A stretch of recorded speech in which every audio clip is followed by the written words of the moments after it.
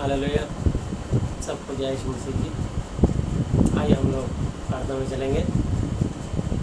प्यारे प्रभु यीशु मसीह नासिर जी, आप पवित्र पवित्र पवित्र प्रभु जी, मैं आपके पवित्र नाम से आता हूँ, धन्यवाद करता हूँ आज के इस दिन के लिए, समय के लिए, संगति के लिए। यीशु मसीह जी, आपका वायदा जहाँ 2 या 3 आपके नाम पर इकट्ठे होते हैं, उनके पीछे मौजूद होते हो। मत्ती 18:20 के अनुसार पिता पुत्र पवित्र आत्मा जी आपको यहाँ पे आमंत्रित करते हैं।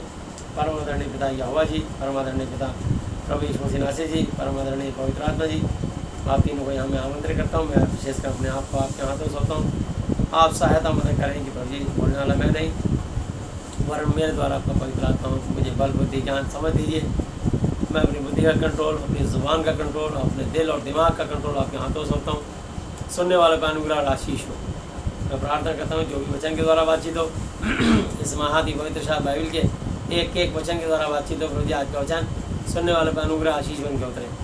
देश और दुनिया के लिए प्रार्थना करते हैं प्रभु जी, जिसकी मानसिक चिंता से आज़ाद करना, जिसकी आर्थिक समस्या का समाधान करना, जिसको शारीरिक बीमारी से चंगा स्वस्थ करके अपनी महिमा लेना।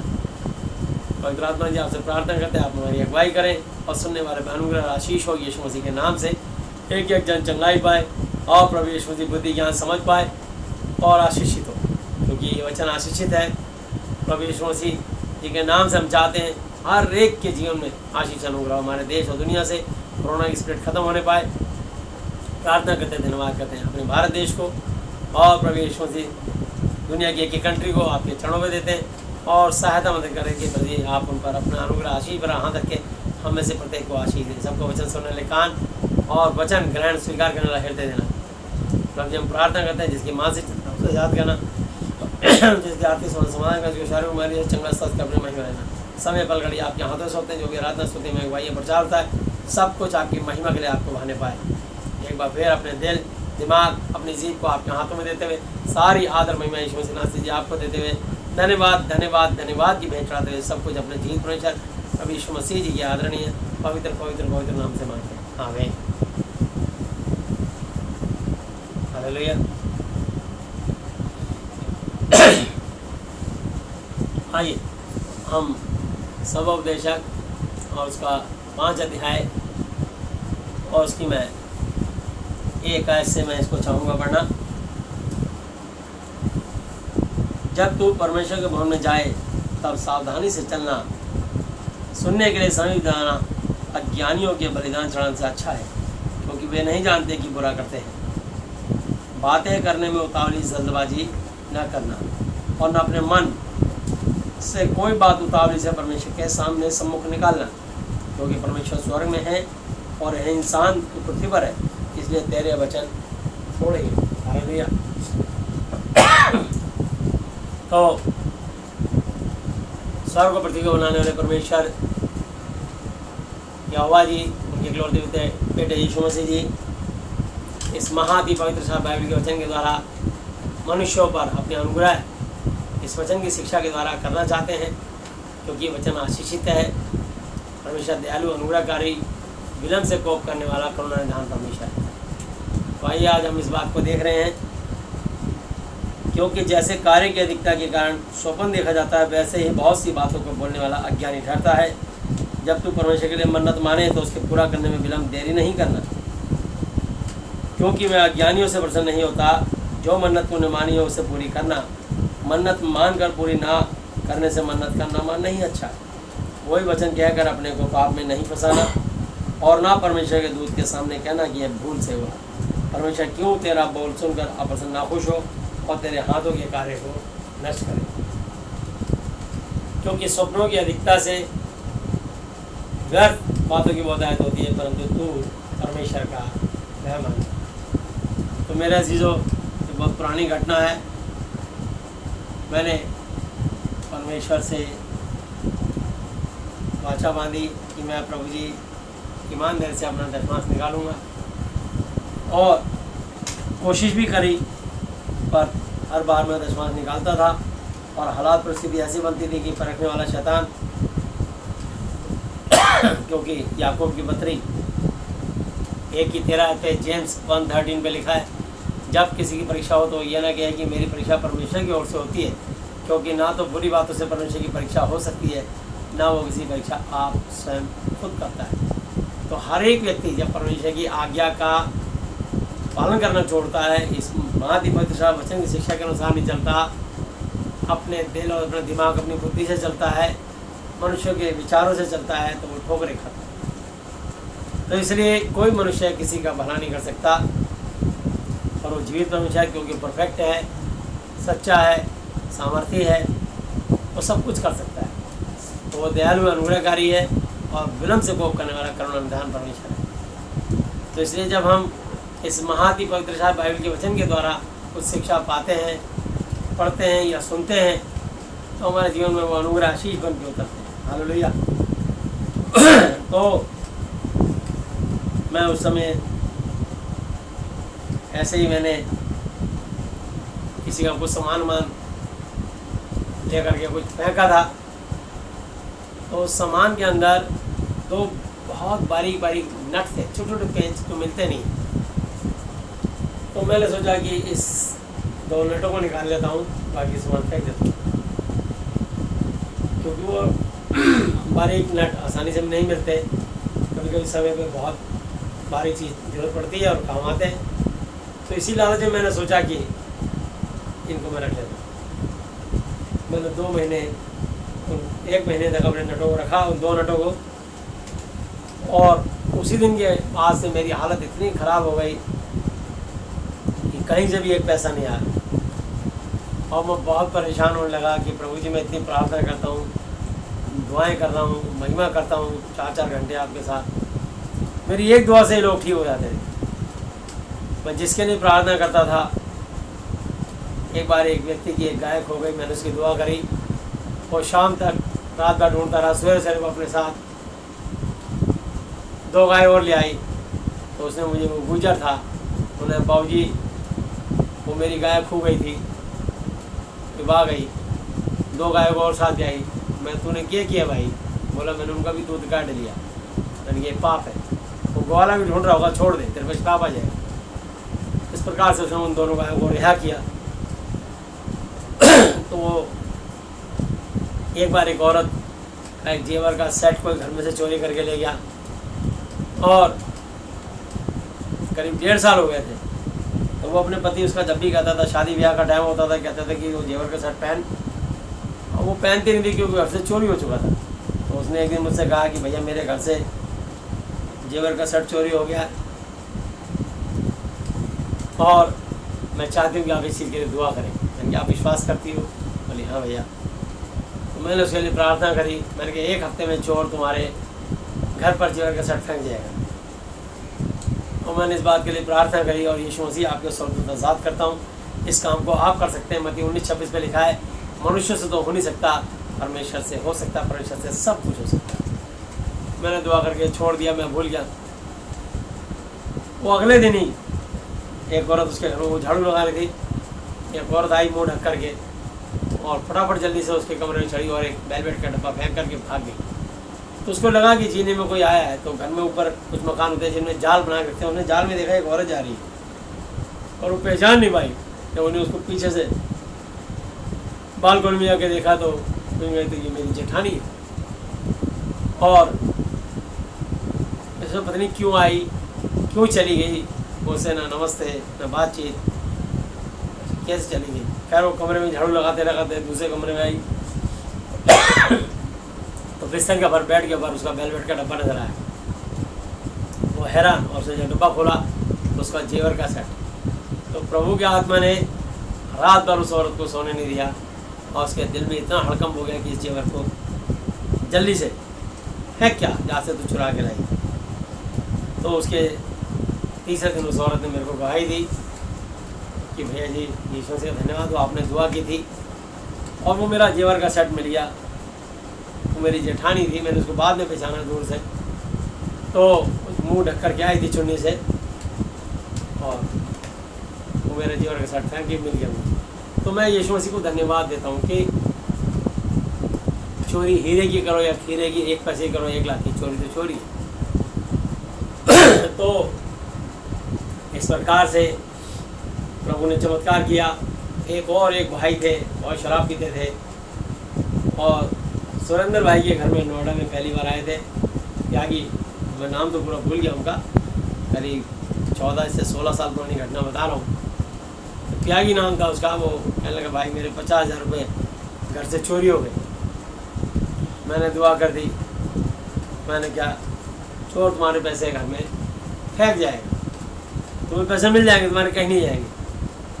अब 50,000 की गड्डी को मिलना आसान काम नहीं, लेकिन मैंने दुआ करके छोड़ दिया। तो परमेश्वर ने आश्चर्य कर्म करा कि वो व्यक्ति 3 दिन बाद जब अपनी छत पर गया तो उसको वहाँ छत की टंकी के नीचे 50,000 की गड्डी मिल गई। उसने कहा जी बाबूजी मेरे 50,000 रुपये मिल गए। अगले हफ्ते आके उसने गवाही दी। प्रभु यीशु मसीह ने ऐसे बड़े काम करे, मैंने बहुत लोग ऐसे दुआएं करी। एक बार एक और लड़के ने मेरोली चर्च का मॉल में मेरे से प्रार्थना कराई कि भैया जी मेरे 10th बोर्ड के एग्ज़ाम है और आप मेरे लिए प्रार्थना कर दीजिए। लगभग 19 साल पुरानी घटना बता रहा हूँ। मैंने उसके लिए 19-20 साल हो गए, तो मैंने उसके लिए दुआ कर दी। मैंने कहा प्रभु यीशु मसीह आप बुद्धि और ज्ञान किया, आप में अथाह भंडार छुपे हैं, इस बच्चे को बुद्धि ज्ञान समझ दीजिए कि अच्छे नंबर से पास हो। मैं धन्यवाद करता हूँ, आपने अपने दास की प्रार्थना सुनी और प्रभु यीशु मसीह आपने इसको पास करा। और उस लड़के ने एग्ज़ाम दिए। जब मैं उस लड़के से 2 महीने बाद मिला तो वो लड़का मुझसे कहने लगा कि भैया जी जय यीशु मसीह की। मैंने हाँ भाई क्या हाल है, जय यीशु मसीह की, हो गया पास तू? बोला नहीं भैया जी मैं फेल हो गया। मैंने तू फेल हो ही नहीं सकता। तो लड़का कह रहा भैया जी मेरा रिजल्ट आ गया है 10th बोर्ड का, मैं फेल हो गया। मैंने कहा मैं हो ही नहीं सकता। खैर मैंने उसको डांटा। मैंने कहा दुआ में एक बार भाई में लिखा है मरकुस 11:24 आते हैं, इसलिए मैं तुमसे कहता हूँ कि जो कुछ तुम प्रार्थना करके मांगो तो प्रतीति विश्वास कर लो कि तुम्हें मिल गया, तुम्हारे हो जाएगा। मैंने कहा नहीं हो सकता और मैंने उसके लिए सर पे हाथ रख के दुआ कर दी। अब जी मैंने दुआ में मांगा था इस लड़के को, आपने पास करा दिया। मैं विश्वास करता हूँ और मैं धन्यवाद करता हूँ कि आपने इसको पास करा दिया। और मैं दुआ करके फिर चला गया। उस लड़के ने सोचा कि ये प्रभु का दास पागल है। जब मैं कह रहा हूँ रिजल्ट आ चुका, मैं फेल हो गया, ये फिर भी कह रहा तू फेल हो ही नहीं सकता। मैंने फिर भी दुआ कर दी और कह के चला गया कि प्रभु जी आपने इसको पास करा दिया, इसके लिए मैं धन्यवाद देता हूँ।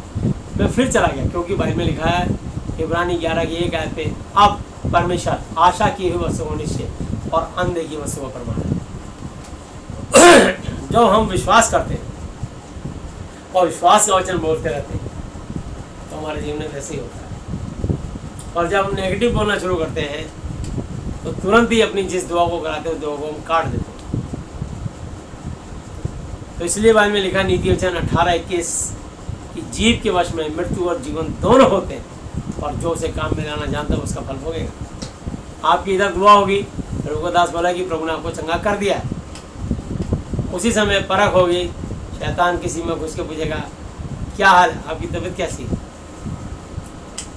और जैसे ही आप बोलोगे वैसे ही है, यानी जैसे पहले खराब थी तुरंत आप उसी स्थिति में आ जाओ। पर जैसे ही आप बोलोगे कि मैं यीशु मसीह के नाम से प्रार्थना कर दी है प्रभु के दास ने और मैं ठीक हो चुका हूँ,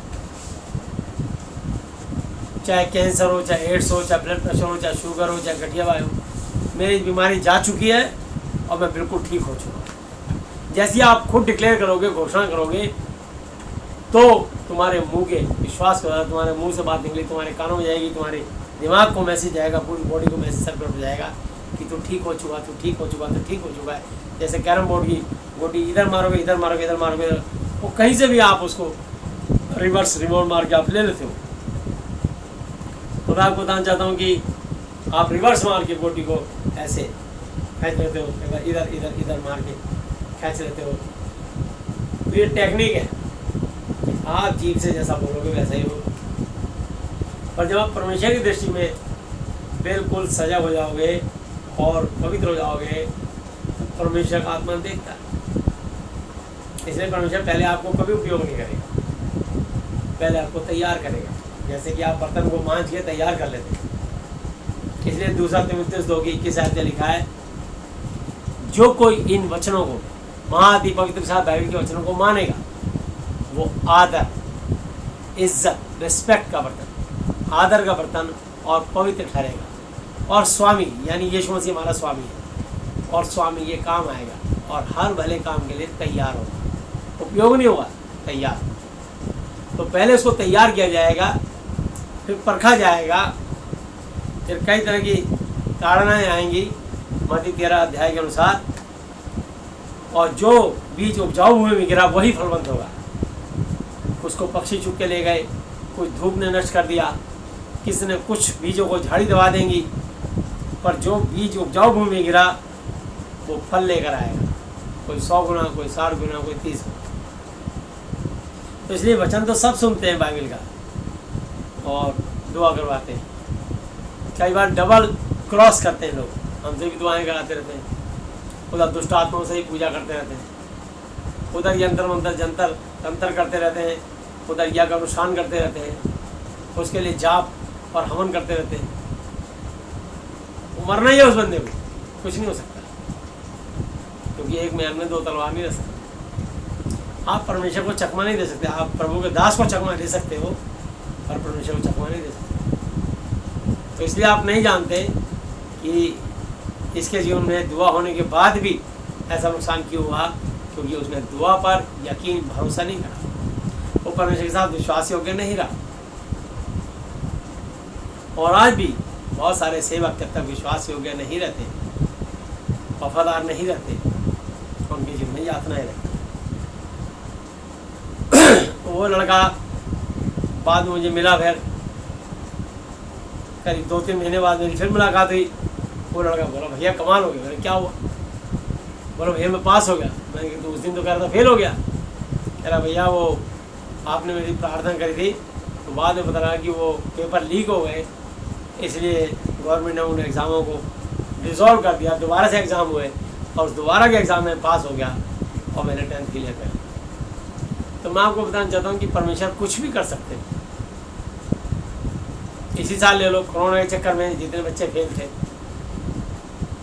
प्रभु यीशु मसीह ने कैसा किया कि किसी बच्चे को फेल नहीं किया जाएगा। तो ये काम परमेश्वर का है कि इसमें वो कितने बच्चे हैं, क्या परमेश्वर की अनुग्रह है, क्या प्लान है, क्या योजना है, कैसे हुआ, परमेश्वर अपने बच्चों के लिए क्या कर देते हैं, अपने विश्वासियों के लिए क्या कर देते हैं, कोई नहीं जानता। तो परमेश्वर ने इस कोरोना के चक्कर में कितने बच्चे फेल हो चुके थे, और ये हालात ऐसे बने कि गवर्नमेंट के ऑर्डर हो गए कि जितने बच्चों को फेल किया गया उनको सबको पास किया जाए।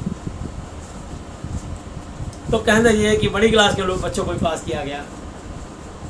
हालात ऐसे बन गए जैसा हालात है, तो बात पढ़ाई की नहीं है, ये एक व्यवस्था है और सब उस व्यवस्था से बंधे हैं। तो मैं आपको बताना चाहता हूँ कि अधिकारी पे अधिकारी, अधिकारी पे अधिकारी, अधिकारी पे अधिकारी है, और सारी दुनिया के राजाओं का जो महाराजा है वो प्रभु यीशु मसीह नासरी है। हालेलुया। तो इसलिए हमारा परमेश्वर राजाओं का भी महाराजा, प्रभुओं का भी महाप्रभु है। स्वर्ग उसका सिंहासन, पृथ्वी उसके पांव तले की चौकी है। तो मैं आपको बताना चाहता हूँ कि मैं ऐसे दुआएं करता हूँ, सिर्फ विश्वास। जब आप विश्वास का वचन लेंगे, आप इब्रानी की पुस्तक 10 की 38-39 आयत, और मेरा धर्मी जन विश्वास के द्वारा जीवित रहेगा, यदि वो पीछे हट जाए तो मेरा मन, परमेश्वर का मन उससे प्रसन्न नहीं होगा, परंतु हम हटने वाले नहीं कि नाश हो जाए, और विश्वास करने वाले हैं अपनी आत्मा को, अपने जीवन को बचाए। तो परमेश्वर हमारे ज़िंदगी देता है। इब्रानी 11 की 6 आयत पे लिखा है, और विश्वास बिना परमेश्वर को प्रसन्न करना अनहोना है। परमेश्वर के पास आने वाले को विश्वास करना चाहिए, वो है, और अपने खोने वाले को प्रतिफल देता है। विश्वास के द्वारा हनोक को भविष्यवाणी की गई थी और जीवित उठा लिया गया, और विश्वास के द्वारा ही नूह ने विश्वास किया और उसने एक ऐसी कश्ती बनाई जिसको बनाने में 120 वर्ष लगे, लेकिन वो बनाता रहा और रुका नहीं, और परमेश्वर की वाणी को विश्वास किया। ब्याह शादी होते रहे, लोगों का मरना जीना क्या क्या चलता रहा। नूह से पूछते थे भाई नूह क्या कर रहा है, बोला जल पर आने वाला है, मैं उसकी तैयारी कर रहा हूँ। तो उसकी हंसी उड़ाते थे, 120 साल कम नहीं होते, पर नूह अपने विश्वास में दृढ़ रहा। तो मैं आपको बताना चाहता हूँ कि रोमियो 1 की 17 पे लिखा, मेरा धर्मी जन विश्वास के द्वारा जीवित रहेगा, विश्वास करने वाले के लिए कोई काम कठिन ना हो। आखिर नूह ने जो कश्ती बनाई, उस कश्ती में उसकी पत्नी, उसके 3 बेटे और 3 बहुएं उसमें रही। उसी से हम सारी दुनिया में इतने लोग फैल गए। और परमेश्वर ने उनके विश्वास के द्वारा, इसने परमेश्वर की आवाज़ पर बातें प्रतीति की। तो आज भी जो लोग परमेश्वर की वाणी पर, महाति पवित्र शास्त्र के वचन में विश्वास करते हैं, चाहे वो किसी भी जाति, धर्म, मजहब, कितने भी पढ़े लिखे, शिक्षित, ज्ञानी, विद्वान, इंजीनियर, जज, वकील हो या आम साधारण मनुष्य हो, जो भी विश्वास करेगा, इस वचन का आदर करेगा, बस उसके लिए चमत्कार हो जाएगा। और जो इसे विश्वासघात करेगा वो चोट खाएगा, नुकसान उठाएगा। तो मैंने सिर्फ 2 बारीक से नट चोरी करे रख लिए ऐसे। तो जब मैं प्रार्थना करता रहा, 1 महीने मेरी हालत इतनी ख़राब हो गई कि मैं बिल्कुल ऐसा हो गया कि प्रभु जी मेरे पास तो वैसे ही कुछ नहीं आता, और मैं ऊपर से इतना ये खाने को कुछ नहीं होगा, तो मेरे बच्चों का मेरा क्या होगा। तो परमेश्वर ने फिर मेरे कान में आवाज़ आई कि तू उत्तम सिंह के घर गया था और वहाँ से सामान लाया था, और तूने वो जो एक फ़ोटो फ्रेम के पीछे 2 बारीक नट होते हैं जिसको स्टैंड से वो फ़ोटो फ्रेम को रोकते हैं, तूने 2 नट निकाल के रख लिए अपने घर में। मेरे को याद आया, हाँ प्रभु मैंने रख ली। और मैंने कहा प्रभु तो नटों का भरा हुआ डब्बा है, तो उसमें तो 2 नट डाल दिया तो सब मिक्स होगा, मैं क्या करूँ। परमेश्वर ने कहा कोई भी 2 नट निकाल के उनको नाले में फेंक के अपने घर से निकाल दे, वो श्रापित नट। मैंने डर के मारे 8-10 नट जाके फेंका है, और उसी दिन मेरी आशीष हुई। तो ये जो मैंने आज आपको 5 अध्याय पढ़ के सुनाया और इतनी सारी गवाहियाँ दे दी, ये इसी कारण दी है कि हम सब मनुष्य परमेश्वर का भय माने। हालेलुया। तो हम देखेंगे रोमियो की पुस्तक और उसकी 2 की 13 पहले पढ़ेंगे।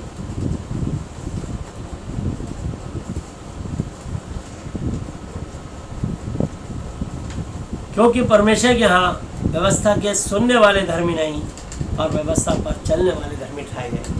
हालेलुया। इस बाइबल को पढ़ने वाले या आप जैसे सुनने वाले या मुझ जैसे पढ़ने और प्रचार करने वाले तीनों धर्मी नहीं, जब तक कि हम खुद इस वचन पर ना चलें। तो परमेश्वर का वचन कहता है इसमें उसकी 21 आयत पर, सो तू क्या जो औरों को सिखाता है, हे प्रचारक, क्या तू जो औरों को शिक्षा देता है अपने आप को नहीं सिखाता? क्या तू जो ना चोरी ना करने का उपदेश देता है, आप स्वयं ही चोरी करता है? तो मैं आपको बताना चाहता हूँ कि चोरी हीरे की करो या खीरे की 1 पैसे की करो या 1 लाख की, दशमांश तो बहुत बड़ी बात हो जाती है। दशमांश की चोरी करने के कारण मैंने बहुत भारी चोट खाई है, और 8.5 साल तक मैंने बहुत बेतहा गरीबी का सामना किया। इसलिए मैं सिखाता हूँ कि प्रभु को ना 9 अंश ना 11 अंश चाहिए, 10 बस एक कोमा, एक मात्रा, एक बिंदु भी नहीं हटेगा। हालेलुया। दशमांश देना तो देना, वो हमारा नहीं है, बल्कि परमेश्वर हमें ब्लेस करेगा। समझे? परमेश्वर कहता है कि किसी को 100 गुना, किसी को 60 गुना, किसी को 30 गुना, मिनिमम 30 गुना मल्टीप्लाई होकर जरूर मिलेगा बीज बोने वाले। जब आप बीज ही खा जाओगे तो कहाँ से मिलेगा? क्योंकि परमेश्वर हर्ष से देने वालों से प्रेम करता है। हर्ष का मतलब ये नहीं कि आप खुशी से जो मर्जी भीख की तरह जो मर्जी आप डाल दें, 2 रुपये 5 रुपये, दशमांश हर्ष से देना है। पर दशमांश, अगर दशमांश हर्ष से नहीं दे सकते तो आपको कुछ भी देने की जरूरत नहीं, वो भी संभाल कर रखो, तुम्हारे काम आएगा। तो मैं आपको बताना चाहता हूँ कि मैंने देखा है उन लोगों को आशीष नहीं मिल पाती, बल्कि कुछ लोग ऐसे हैं जो दशमांश के अलावा भेंट भी देते। कोई और भी दास प्रभु आया तो दशमांश हमारे प्रभु के अपने सेवक, जो आपका पास्टर होगा, जिसकी प्रार्थनाओं से, जिसकी शिक्षा से आपके पाप शराब टूटते हैं, क्योंकि वो कोई नौकरी नहीं करता, कोई काम नहीं करता, सिर्फ एक ही काम है, सुसमाचार सुनाना। और ये प्रभु ने ट्राया है इसमें। 1 कुरिन्थी 9 की 12, 13, 14 है, पढ़ूंगा मैं। 1 कुरिन्थी 9 अध्याय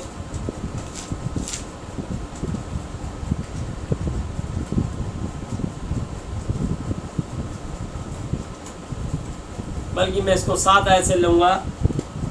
कौन कभी अपने घर से गृह से खाकर सिपाही का काम करता है? कोई पुलिस वाला कोई मिलिट्री वाला अपने घर से खा के देश की सेवा नहीं करता, बल्कि देश की सेवा करता है तो जो पुलिस महकमे से, मिलिट्री से, आर्मी से उसको तनख्वाह मिलती है, उसको बेनिफिट मिलता है, वो लेता है। यहाँ तक कि रिटायरमेंट का जो पेंशन मिलती है वो भी लेता है। और वर्दी पहनने के बाद जो वर्दी से डरा धमका के अलग से रिश्वत घूस खाता है, वो उसकी अपना लेखा देना पड़ेगा। जो भी उसने दुष्टता की है कि तनख्वाह के अलावा जो उसने अलग से कमाया है, सिर्फ वर्दी के रौब में कमाया है, तो मैं आपको बताना चाहता हूँ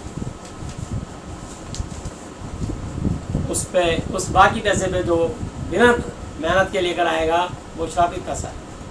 तो यहाँ लिखा है, कौन कभी अपनी ग्रह से खाकर सिवाय का काम करता है, कौन दाग की बारी लगाकर उसका फल नहीं खाता। कोई ऐसा किसान नहीं है जो अपने खेत में सेब, लीची, आम या अमरूद या बेर या गेहूँ कुछ भी बोए, वो अपने लिए कुछ अनाज ना रखे। धान, चावल सब कुछ रखता है, बाकी जो बच जाता है अपने घर के बाद फिर वो आड़ती को बेचता है। और कोई ऐसा दूधिया नहीं,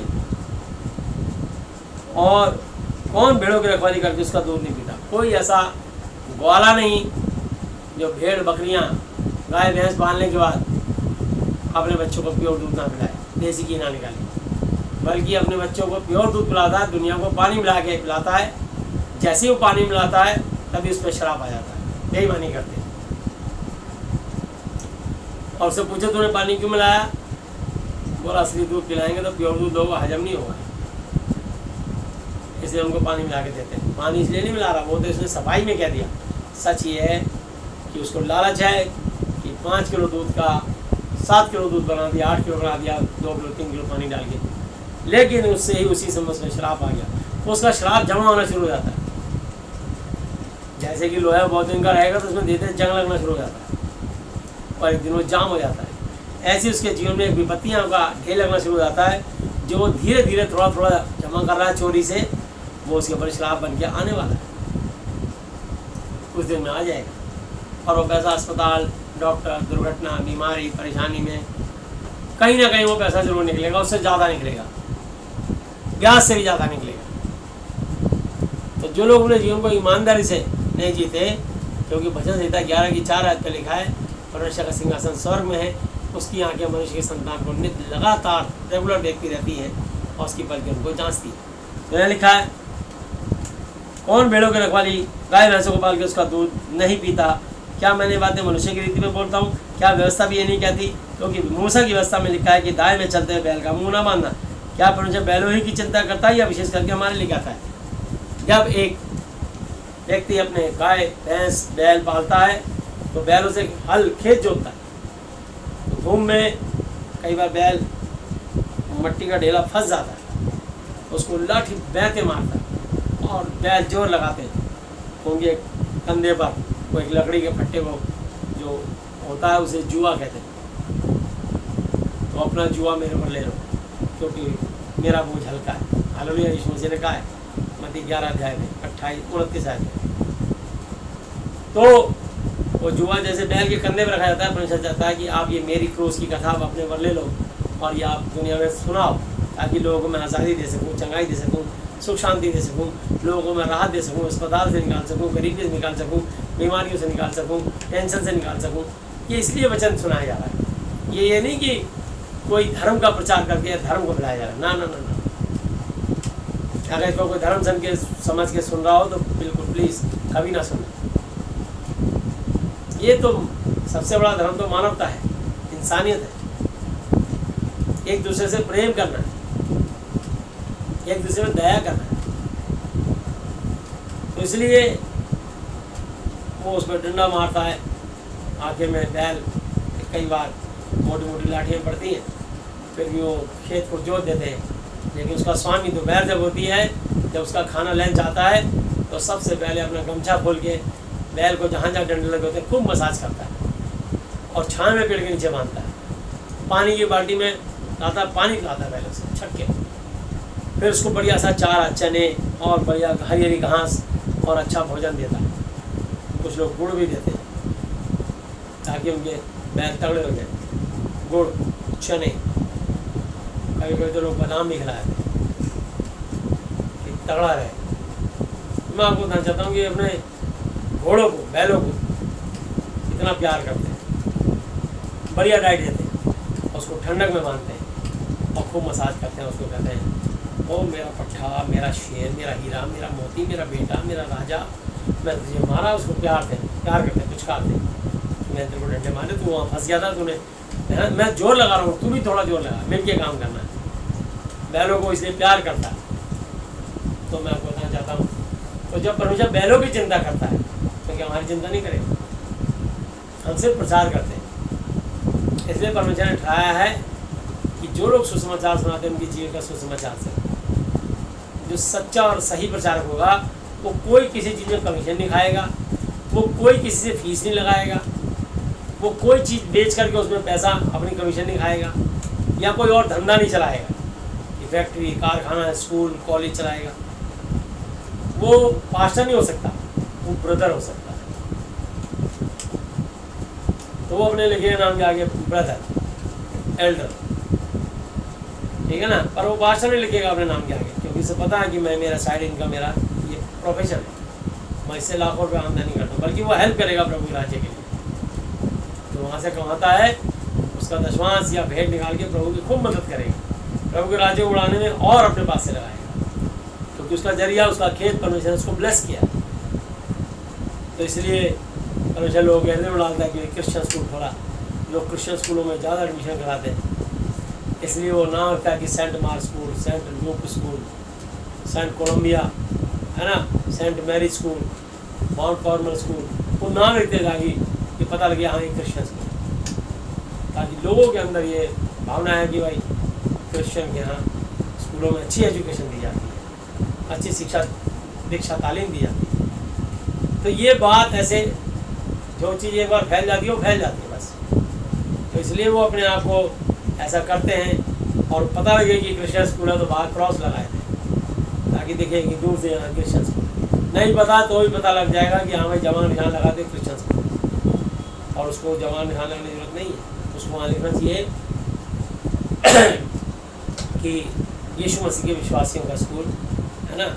तो जैसे हम कभी परमेश्वर हमारे को यदि कोई सेवा का भवन देगा तो उसमें ज़रूर हम लिख के लगाएंगे यीशु मसीह का प्रार्थना घर, जीसस प्रे टावर, और चारों तरफ वचन ही वचन लिख के लगाएंगे, क्योंकि आदि में वचन था, वचन परमेश्वर के साथ था, वचन ही परमेश्वर था, ये वचन ही परमेश्वर है। तो हम वचन की महिमा करेंगे, इसलिए हम हर जगह वचन की महिमा करते हैं। वचन ही परमेश्वर है, वचन से ही बात करते हैं, वचन की तारीफ, वचन की पढ़ाई करते हैं। इसलिए हम कभी नहीं कहते कि एक दो तस्वीर ले जाओ या खरीद लाओ, गलत है। हमारा परमेश्वर जीवित है और कल आज होगा नहीं एक साल। तो जब यीशु मसीह जीवित है तो उसकी तस्वीर लगाना महापाप है, और कहीं यीशु मसीह प्रिंटिंग प्रेस में नहीं छपते कि आप बना नया रेडीमेड खरीद के ले आओ, या उसकी कॉपियाँ लगा के आप फैला दो। तो जो प्रिंटिंग प्रेस में या मशीन में निकलेगा वो इंसान की एक कल्पना है, और उसके अंदर आत्मा नहीं है, वो निर्जीव है, वो एक आइडल वर्शिप हो जाती है, और वो महापाप है। और एक परमेश्वर की आज्ञा है 2 Corinthians 5 की 16 और 17 पे, यूहन्ना 1:18 बार, परमेश्वर को किसी ने कभी नहीं देखा, इकलौता पुत्र जो पिता यहोवा जी की गोद में उसे उसको प्रकट किया। सो अब से हम किसी को ये यूहन्ना 1:18 में था, और 2 Corinthians 5 की 16, सो अब से हम किसी को शरीर के अनुसार ना समझेंगे, यद्यपि हमने अब से पहले यीशु मसीह को भी शरीर के अनुसार जाना था, तो भी अब से उसको ऐसा ना जानेंगे। यदि कोई यीशु मसीह में तो नई सृष्टि है, पुरानी बातें बीत गई, देखो सब नहीं हुई। 2 Corinthians 5 की 16 और 17 है। इसी प्रकार 1 तीमुथियुस 6 की 16 पे लिखा है, परमेश्वर अगम्य ज्योति में रहता है, अमरता केवल उसी की है, और वह अगम कभी ना मरने वाला। परमेश्वर अमर है, यीशु मसीह अमर है, हालेलुया। वो मर के जी उठा रहा था जिंदा, और जिंदगी भर आप जिंदा ही रहेंगे, हालेलुया। यहोवा जिंदा है, यीशु मसीह जिंदा है, और ये वचन जिंदा। इसलिए इसमें लिखा है कि देखो मैं जगत के अंत तक सदैव तुम्हारे संग हूँ। मत्ती 18 की 20 पे लिखा, 28 की 20 पे लिखा है, हालेलुया। मत्ती 18 की 18, 19, 20 यीशु ने उनके पास अगर कहा कि स्वर्ग और पृथ्वी का सारा अधिकार मुझे दिया गया है, इसलिए तुम जाकर सब जातियों के लोगों को चेला और चेली बनाओ और पिता यहोवा जी, पुत्र यीशु मसीह जी और पवित्र आत्मा, ये होली स्पिरिट पवित्र बाइबल के नाम से बपतिस्मा दो। और उन्हें सब बातें जो मैंने तुम्हें आज्ञा दी है मानना सिखाओ, क्योंकि देखो मैं जगत के अंत तक सदैव फॉरएवर तुम्हारे संग हूँ, रहूंगा नहीं हूँ। तो रहूंगा का मतलब तो कई क्वेश्चन खड़े जाते हैं, दिन में रहेगा या शाम को रहेगा, सुबह रहेगा या शाम को रहेगा, दिन में रहेगा या रात में रहेगा, समझे, कौन से सन से कौन से सन तक रहेगा, कौन कौन सी तारीख में रहेगा, क्वेश्चन पे क्वेश्चन ही खड़े जाते हैं और ये वचन मुर्दा हो जाता है। परमेश्वर जीवित है तो उसका वचन भी जीवित है, मैं तुम्हारे संग हूँ। तो यही बात पहला तिमुथी 6:16 पे लिखा है, अमरता कभी ना मरने वाला केवल उसी यीशु मसीह की है और वह अगम्य सूरज से भी तेज रोशनी में रहता है, उसे ना तो किसी मनुष्य ने देखा और ना कभी देख सकता है, उसी की प्रतिष्ठा राजा युगानुग रहेगा, आमीन। वचन सच्चा ठहरे, सारी दुनिया झूठी ठहरे। जितने लोग कहते हैं कि मैंने यीशु मसीह को देखा, ये झूठी साक्षी। बाइबल में लिखा तो झूठी गवाही, झूठी साक्षी ना दे, निर्गमन 20 की 13 आते। तो अपने माता पिता का आदर करना जिससे तू परमेश्वर तुझे देता बहुत दिन तक तू जीवित रहे। तो खून ना करना, तो हत्या ना करना, तो किसी पर झूठी साक्षी ना देना, 13, 14, 15 आयत में लिखा। हालेलुया। तो कभी खिलाफ झूठी साक्षी मत देना कि मैंने यीशु मसीह को दर्शन देखा। यीशु मसीह अपना चेहरा किसी ने दिखाया ही नहीं। जब वो शरीर में थे लगभग 2020 साल पहले, और उस समय के सब लोग चले गए। उस समय कैमरे भी नहीं थे कि बिल्कुल एग्जैक्ट फोटो निकाल लो आप। तो ये कल्पना में फोटो बनती हैं, लोगों की बनाई भी एक कल्पना है। और अगर उस समय की फोटो भी होती हूबहू, कोई पेंटर बना भी देता, तो भी उस फोटो के अंदर आत्मा नहीं होती।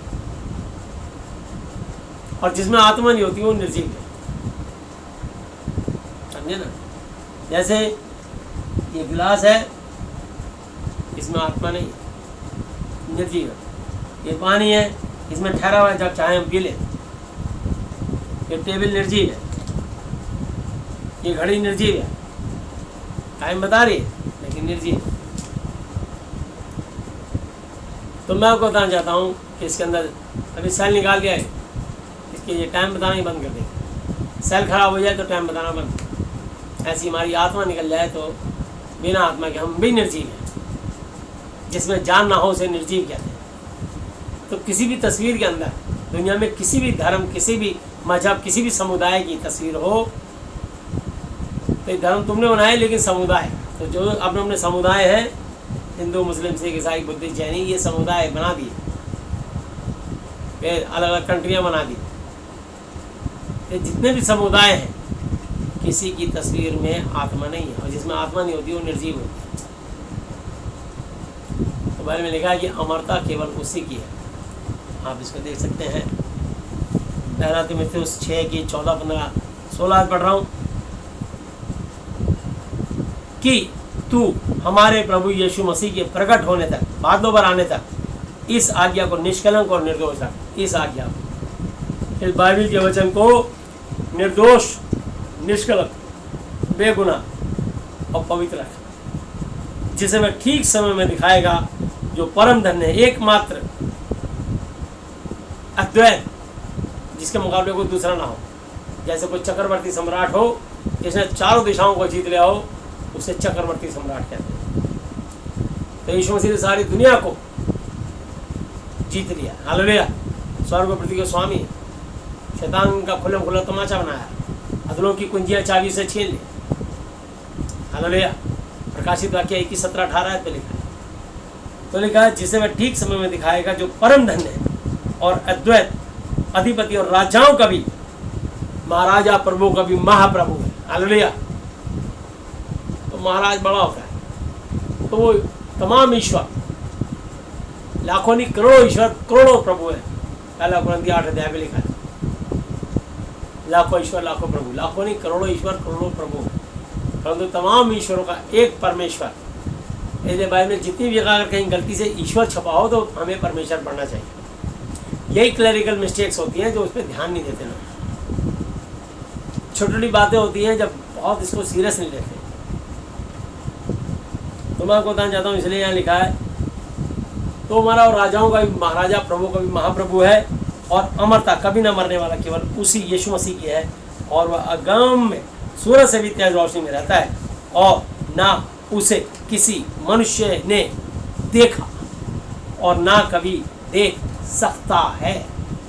उसी की प्रतिष्ठा, स्थापना और राज्य युगानुग रहेगा। आमीन। जब ये वचन में लिख दिया ना उसे किसी ने देखा ना देख सकता है, फिर वो देखने वाला जो गवाही दे रहा है वो झूठा है।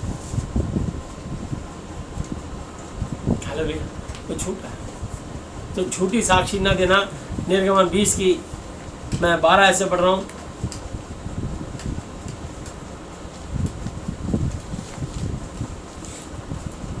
तू अपने परमेश्वर, तू अपने पिता और अपनी माता का आदर सम्मान करना, जिससे जो देश तेरा परमेश्वर यहोवा तुझे देता उसमें तू बहुत दिन तक रहने पाए। जो अपने माता पिता की इज्जत और आदर करेगा, अपने सास ससुर की आदर और इज्जत करेगा, परमेश्वर उसकी आयु उम्र दराज कर देगा, उसकी उम्र बढ़ा देगा अनुग्रह के कारण। तो हमेशा बुजुर्गों का आदर और सम्मान करना चाहिए, ये बाइबल की शिक्षा है। और कोई भी बुजुर्ग हो जिसके बाल सफ़ेद हो, उम्रदार हो, अगर तुम कहीं पर बस में या कहीं भी बैठे हो ट्रेन में, तो सबसे पहले खड़े होकर उनको सीट देना। अगर आप जवान हो और आपको कोई बीमारी तकलीफ नहीं है, आपके शरीर में इतना बल और ताकत है, तो आप उनके सामने उठ खड़े होना। बुजुर्गों को सबसे पहले कुर्सी देना। ये परमेश्वर की आज्ञाएं हैं, जब आप इसका पालन करोगे तो बहुत आशीष पाओगे, क्योंकि स्वर्ग और पृथ्वी को बनाने वाले परमेश्वर ने ये बात रिलीज कर दी। और ये महाति पवित्र शास्त्र में दर्ज है। हमेशा बुजुर्गों जिसके बाल सफ़ेद हैं, उम्र अधिक है, उसके सामने खड़े होते हैं। जैसे आपने बॉस के आगे खड़े जाते हैं, चाहे वो आपसे उम्र में छोटा है और आपका मालिक है, तो आप कंपनी का मालिक जैसे ही घुसता है, सारे good morning sir, good morning sir, good, चाहे वो जवाब भी ना दे, वो अपने केबिन में जाता सीधा, पर सब उसके रिस्पेक्ट में खड़े जाते हैं। जैसे डीसीपी आता है, सारे एसएचओ, दरोगा, पुलिस वाले सब सैल्यूट मारते हैं, जय हिंद जनाब। तो वो उनको सिखाया जाता है कि हमें सैल्यूट करना है। ऐसी आर्मी वाले सीनियर को सैल्यूट करना है। गाड़ी भी गुजर जाएगी, चाहे वो गाड़ी में शीशे में देख भी नहीं रहा, पर गाड़ी देते सैल्यूट मारेंगे, स्टार देख लेते हैं उससे।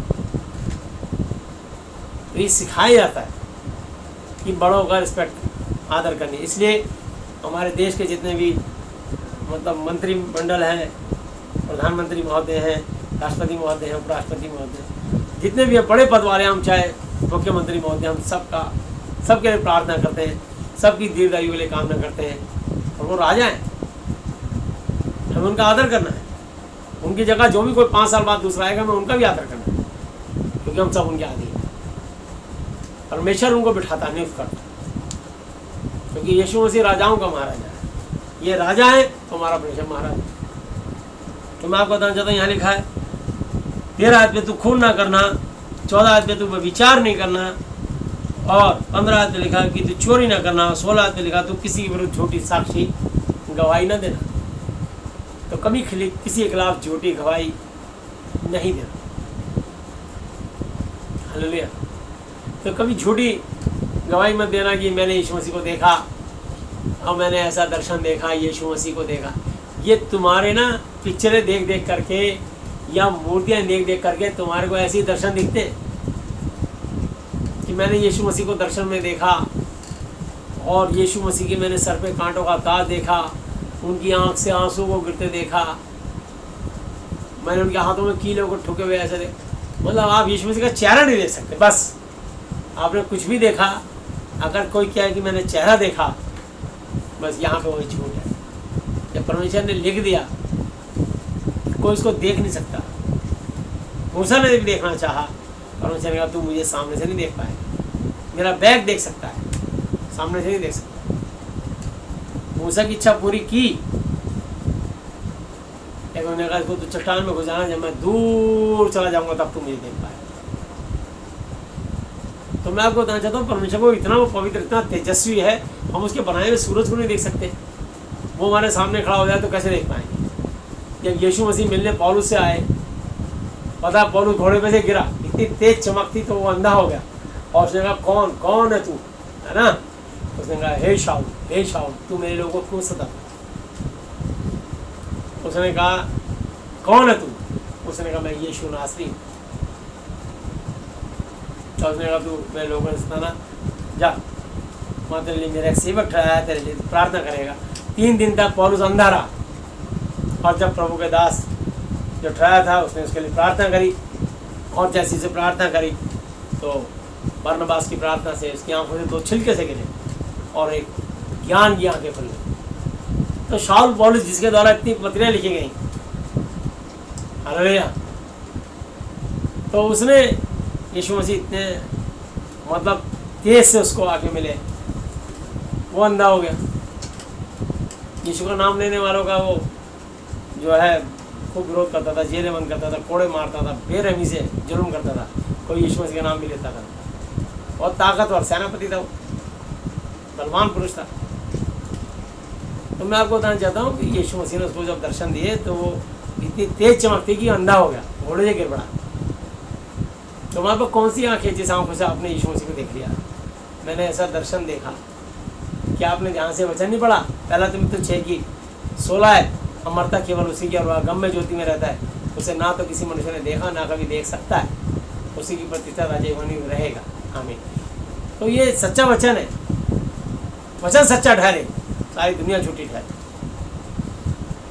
तो मैं आपको बताना चाहता हूँ, यहाँ लिखा है तू किसी के विरुद्ध झूठी साक्षी गवाही ना देना, तू किसी के घर का लालच, प्रॉपर्टी का लालच नहीं करना, ना किसी की स्त्री औरत का लालच करना, और ना किसी के दास दासी का, ना किसी के बैल गधे का, ना किसी की किसी वस्तु का लालच करना। हालेलुया। तो परमेश्वर ने ये सब मैं आपको बताना चाहता हूँ सिखाया, दिखाया, और परमेश्वर ने इतने बड़े बड़े काम किए।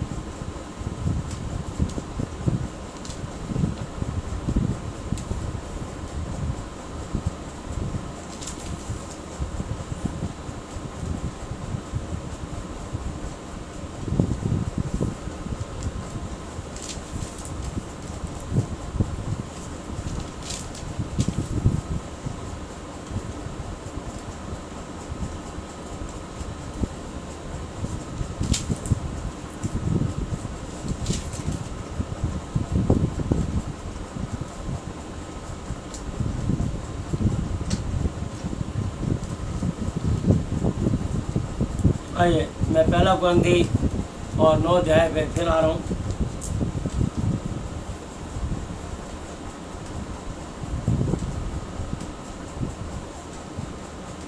और उसकी 10 आयत, हाँ हमारे लिए लिखा गया, क्योंकि उचित है कि जोतने वाला आशा उम्मीद से जोते और दावने वाला भागी होने की आशा से दावनी करे। सो जबकि हमने तुम्हारे लिए आत्मिक वस्तु बोई, तो क्या यह कोई बड़ी बात है कि तुम्हारी शारीरिक वस्तुओं की फसल काटें? जब औरों का तुम पर यह अधिकार है, तो क्या हमारा इससे अधिक ना होगा? परंतु हम यह अधिकार काम में नहीं लाए, परंतु सब कुछ सहते हैं कि हमारे द्वारा यीशु मसीह के सुसमाचार की कुछ रोक ना हो। यानी प्रभु के दास कोई फीस चार्जेस नहीं लगाते कि आप दुआ कराएंगे आपको तेल पानी के इतने पैसे देने पड़ेंगे, तेल पानी आप हमसे ही खरीदिए। ये महापाप है। बोलना क्या, विचार करना भी पाप है कि हम तेल और पानी बेचेंगे। अगर मन में बाइबल लिखा शरीर का दिया तेरी आँख है, तेरी आँख उजली हो, तेरा पूरा शरीर भी उजियाला होगा। अगर तूने किसी स्त्री पे कुदृष्टि डाली तो समझ ले तूने उसे विचार कर लिया। वो हमारे विचारों को दूरी से स्वर्गी से समझ ले। अगर आपने किसी भी सेवक ने अगर एक गलत विचार भी लाया अपने मन में, तो परमेश्वर कहता तूने समझ ले पाप कर लिया। तो इसलिए तो लिखा मत्ती 15 की 16 से 20 आयत तक, क्या तुम भी अब तक ना समझे? क्या तुम नहीं समझते कि जो कुछ तुम्हारे मुंह में जाता पेट है पड़ता संडास में निकल जाता, परंतु जो तुम्हारे मुंह से निकलता है उसलिए तुम अशुद्ध होते हो। कुचिंता, कुविचार, दिमाग में जैसे तुम दिमाग में गंदा विचार लाते हो, परमेश्वर कहता है बस यहीं तुम परमेश्वर से दूर हो गए। प्रभु का दिल ऐसा होता ही नहीं, कभी गंदी बात सिखाएगा नहीं। ये शैतान सिखवाता है, शैतान सुचवाता है, शैतान बुलवाता है, शैतान काम करता है। ये दुष्ट आत्माएं होती है, दोष लगाने वाली आत्माएं, कमी निकालने वाली आत्माएं, विरोध करने वाली आत्माएं, परमेश्वर के काम में बाधा पहुंचाने वाली आत्माएं, ये सब शैतान की ओर से। साफ समझ लीजिए इसके अंदर दुष्ट आत्मा है।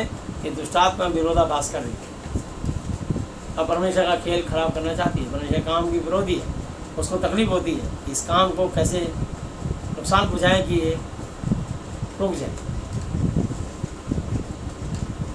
वो सिर्फ कमियां और बुराइयां ढूंढती है, दुष्ट आत्माएं होती है। इन बारे में शब्दों में तर्क मत करो, सड़े घाव गिराए फैल जाते हैं, इनसे कुछ लाभ नहीं होता बल्कि सुनने वाले बिगड़ जाते हैं। हर आदमी अपना लेखा देगा, हम उसकी कोई हाकिम थोड़ी है किसी। हमें पता है वचन के अनुसार, हमें क्योंकि हमने बाइबल में जब बहुत अध्ययन किया तो बहुत अध्ययन करने वाले को पता लग जाता है कि कौन सी आत्मा परमेश्वर की ओर से, कौन सी आत्मा शैतान की ओर से। इसलिए लिखा है पहला यूहन्ना 4 की 1 आयत पे, हे प्रियों, हे मेरे प्यारो, हर एक आत्मा की प्रति विश्वास ना करो। पहले आत्माओं को परखो। कैसे परखोगे? महादि पवित्र शास्त्र बाइबल का अध्ययन करके पहले आत्माओं को परखो कि परमेश्वर की ओर से है भी या कि नहीं, क्योंकि बहुत से झूठे भविष्यवक्ता जगत में निकल खड़े हैं। तो आपको परख मिलेगी इस वचन से। प्रभु अपने दासों को ये बातें खोलते हैं। अगर आम आदमी को सब बातें बाइबल पढ़ने से पता लग जाएंगी तो फिर शिक्षक का क्या रोल रहा? अगर सारे स्टूडेंट किताब पढ़ के खुद ही एग्जाम में अपना पास कर लेंगे तो टीचरों की जरूरत क्या है? शिक्षक तो शिक्षक है, कोच तो कोच है, क्योंकि कोच एक समय खिलाड़ी रहा होता है, हर शिक्षक एक समय स्टूडेंट रहा होता है। वो स्टूडेंट बनते बनते एक दिन शिक्षक बन जाता है, हर खिलाड़ी खेलते खेलते एक दिन कोच बन जाता है। सिर्फ उम्र का तकाजा है। तो कोच खिलाड़ी नहीं बन सकता और खिलाड़ी कोच नहीं बन सकता। इसलिए स्टूडेंट शिक्षक नहीं बन सकता और शिक्षक स्टूडेंट नहीं बन सकता। उन्हें सिखाते रहे, उसका लेवल बढ़ गया, प्रमोशन हो गया।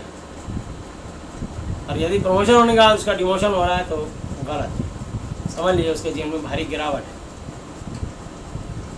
वो आगे बढ़ सकता है, कहीं और चीज़ का स्टूडेंट हो सकता है, लेकिन बाइबल के आगे हम सब जिंदगी भर स्टूडेंट ही रहेंगे। हमारा शिक्षक, हमारा पिता गुरु परमेश्वर में तो शिक्षक परमेश्वर मसीह ना से ही। इसलिए हम सब शिक्षा ग्रहण करते रहें, वचन के अनुसार चलें और आत्माओं को पहचानें कि ये बात परमेश्वर की ओर से है या बस ठीक है। परमेश्वर को और बुद्धि ज्ञान समझ दें और वचन के अनुसार वो चलें। कई बार लोग बहुत मीठा और बोला बोलते हैं, अच्छा लगता है।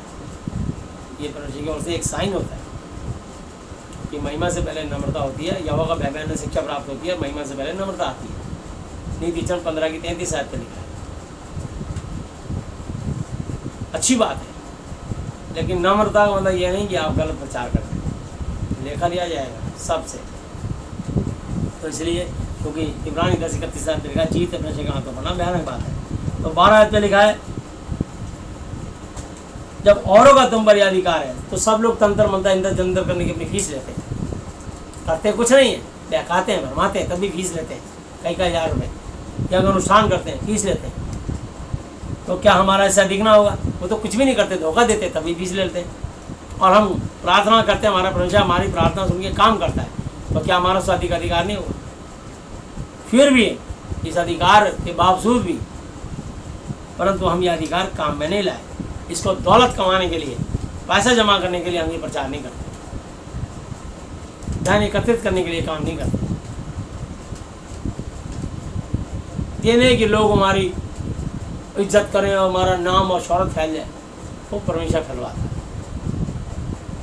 और उन फैलवाने वालों को भी कहता है, लिखा है वहाँ पे 1 कुरिन्थी 10 की 12 पे चौकस है, जो समझता है कि मैं स्थिर हूँ कहीं गिरना पड़े। उन तेरे प्रचार को बोल दिया तुम कभी भी गिर सकते हो, जब इस वचन से हटोगे तो कभी भी नीचे गिर जाओगे। नजर हटी, दुर्घटना घटी, चाहे कितने साल पुराना ड्राइवर हो। पहाड़ी पे जिसने गाड़ी चलाते थे पहाड़ पे ना ध्यान देकर झरने देख रहा है तो सबको ले आके झरने में डरा देगा, खाई में गिरा देगा। अगर ड्राइवर चलाते गाड़ी चलाते सो जाएगा तो पता नहीं कितनों को सुला देगा मौत के लिए, कितनों के हाथ पैर तोड़ के अपाहिज कर देगा। सारी बस में सब लोग सो रहे होते हैं, टूरिस्ट बस है, पर ड्राइवर सोता नहीं है, वो सजग होकर गाड़ी चलाता है। पर ड्राइवर थका होगा तो नींद में चला जाएगा। तो आप देखते होंगे रास्ते में कई बार ट्रकों के एक्सीडेंट होते हैं, बसों के एक्सीडेंट होते हैं, कई लोगों की जान चली जाती है। उसमें से एक पार्टी सो जाती है, वो नींद में होगा, वो घुस जाएगा अपने आप गाड़ी के अंदर, ट्रक के अंदर, या ट्रक वाला होगा तो किसी और गाड़ी में घुस जाएगा। जो भी टकराएंगे, जिसकी गाड़ी हल्की होगी ज़्यादा नुकसान होगा, और जितनी स्पीड से होगा उतना ज़्यादा नुकसान होगा।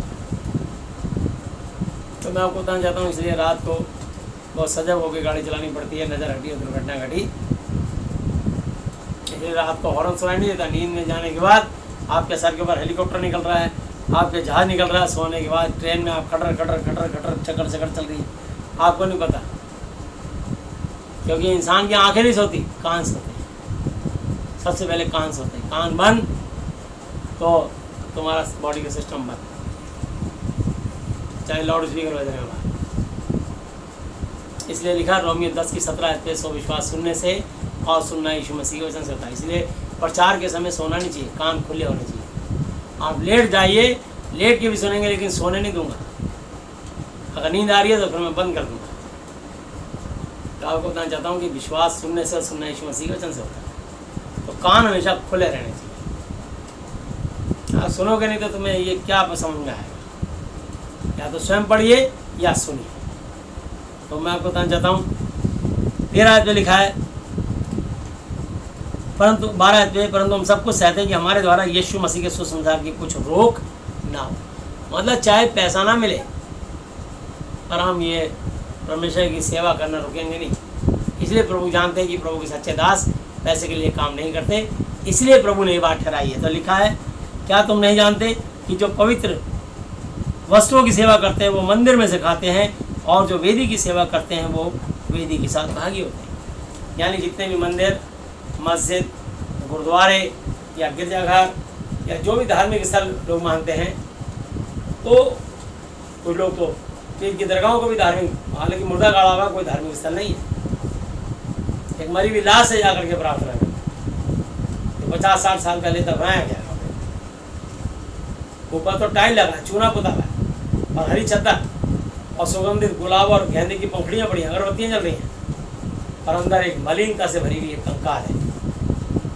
तो भाई मैंने कहा, होशे 4 की 76 कि मेरे ज्ञान के नाम से मेरी प्रजा नाच हो गई है। हे मनुष्य, तूने, हे इंसान, मेरे ज्ञान को तुच्छ बेकार जाना है, इसलिए मैं तुझे अपना याजक सेवक रहने के योग्य ठहराऊंगा। इसलिए क्योंकि तूने अपने परमेश्वर की व्यवस्था, उसके नियम, उसके हुक्मों को तज दिया है, तो मैं भी तुझे और तेरे लड़के वालों, तेरे बाल बच्चों को छोड़ दूँगा। होशे 4 की 76 लिखा। तो इसलिए तो जो वो भी चढ़ावा आता है, वही वहाँ पे फल फ्रूट, पैसा, गुप्तदान, जो भी सोना चांदी लोग चढ़ाते हैं, उससे वो खाते हैं। और जो यज्ञ अनुष्ठान करते हैं, ये सब लोगों ने सिस्टम बना दिया ठटकरम, तारा डूब रहा है, तारा निकल रहा है, ये हो रहा है, ये सब बकवास बातें, कुछ नहीं। शुभ और अशुभ मुहूर्त निकालते हैं, कमाई का धंधा है। तो उस समय हम बोलते हैं अब तो बहुत तगड़ा साया है, तो उसमें शादियाँ जो पढ़ते हैं, तो वो सब यज्ञ अनुष्ठान करने वाले हैं कि जो शादी पढ़ेंगे, और मेरे पास एक दिन में 7-7 शादियाँ हैं, तो कैसे करोगे? तो शादी के खाली दिन में तो कह रहा है मुझे तू 2000 रुपये दे कर दूँगा शादी, और उस दिन क्या रहा भाई, मैं तो 21,000 लूँगा, मैं तो 51,000 रुपये लूँगा। 51 बोलेगा तब भी 31 में मानेगा, तो 2,000 की शादी क्यों बढ़ेगा? या अगर नुकसान करेगा बोलेगा इसमें 21 पंडित 51 पंडित बैठेंगे, यज्ञ करेंगे। अब ये करो ना, देश का अरबों रुपये का नुकसान हो गया, सारी फ्लाइट ट्रेन सब बंद हो गई, अब करो यज्ञ। अब कहाँ गए हो भगवान, कहाँ गए हो देवी शक्तियाँ? बुलाओ ना, लगाओ ना कोरोना को। वो जानते हैं कुछ नहीं था, ऐसे ही बनवाते थे। इंडिया पाकिस्तान का मैच है, इंडिया को जिताने के लिए यह करना पड़ेगा, कुछ नहीं होगा तो कब। अगर इंडिया तब भी हार गया तो लगता है कि मंत्र में कुछ कमी रह गई। ठीक है, अपनी बात बढ़ाने के लिए इसमें जो है क्या 21 नहीं 101 पंडित होंगे। बात अपनी ऊपर रखनी है, बारिश से कुछ नहीं होगा।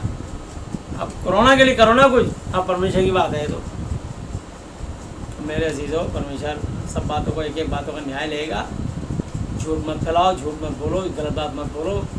भाई में लिखा खुल जाएंगी किताबें जब भी हिसाब होगा, इंसाफ का तराजू यीशु के हाथ में। तो कोई प्रचारक भी झूठी साक्षी ना दे कि मैंने यीशु मसीह को देखा है। वचन में लिखा है किसी ने कभी नहीं देखा। इकलौता पुत्र जो पिता यहोवा की गोद में, उसने उसको प्रकट किया। तो यीशु मसीह आए इस धरती पे, स्वर्ग से उतरे, उनका नाम स्वर्ग से उतरा और स्वर्ग में चले गए। और ये मंदिर कपड़ता भी से फट गया, सोने के संदूक से बाइबल बाहर आ गई। इसलिए महादी पवित्र शास्त्र। हालेलुया। तो ऐसे झूठ नहीं फैलाना चाहिए और प्रचार करना चाहिए। तो यहाँ 14 आयत पे लिखा है, इसी रीति से प्रभु यीशु मसीह ने बिठाया कि जो लोग सुसमाचार सुनाते हैं उनकी जीविका सुसमाचार से हो।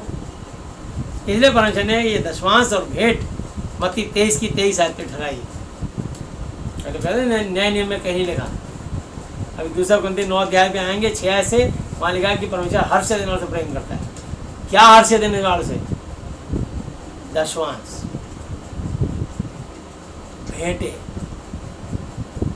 अगर आप खुशी से नहीं दे रहे तो बिल्कुल मत दीजिए, बिल्कुल संभाल के रखिए, आपके काम आए। प्रभु अपने दासों को कभी घटी नहीं आने देता। वो कहता है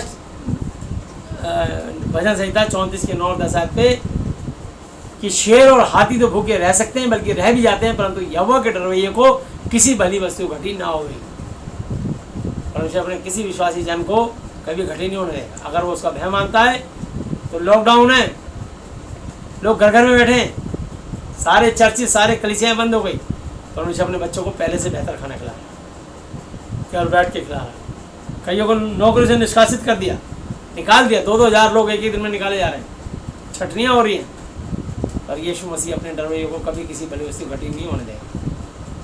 अगर यीशु मसीह का जन्म वहाँ से निकल गया तो कंपनी ही गिर जाएगी, लड़खड़ा के, सोच लिए। परमेश्वर जानते हैं कि मैं अपने जन की वजह से आशीष दे रहा हूँ, क्योंकि यीशु जहाँ जहाँ जाता था वहाँ पे ब्लेसिंग होती। तो परमेश्वर का जन जहाँ जहाँ जाता है, जब तक उसके वहाँ पैर रहते हैं, उस जगह पर आशीष रहते हैं। अगर पता लग जाए कि प्रभु का दास है, यीशु को मसीह को मानने वाला है, आप उसको अपनी कंपनी में अपने यहाँ रखोगे, आप बहुत ब्लेसिंग पाओगे। क्योंकि जीते परमेश्वर से प्रार्थनाएं करता है, उसके साथ जीवित परमेश्वर की महाशक्ति है। महाती पवित्र शास्त्र लेके चलता है। कभी बाइबल का अनादर मत करना, प्रभु के दास का अनादर मत करना। बाइबल में लिखा है, भजन संहिता 115 की 105 की 15-16 है। हालेलुया। आप देख सकते हैं, लिखा है, मेरे अभिषिक्तों को मत छुओ, ना मेरे नबियों की, मुझे नबूवत करने वाले की हानि करो। फिर उस देश में अकाल भेजा और अन्न के कमाई के सब आधारों को दूर कर दिया। भजन संहिता 46 की 1 आयत में लिखा कि परमेश्वर मेरा शरण स्थान, गढ़ और बल है, संकट के समय अति सहायता से मिलने वाला सहायक प्रभु यीशु मसीह। जब हम प्रभु यीशु मसीह का आदर करते हैं, उसके वचन का सम्मान करते हैं, तो हम आशीष पाते हैं। हालेलुया। इसलिए सब उपदेशक और उसका 7 अध्याय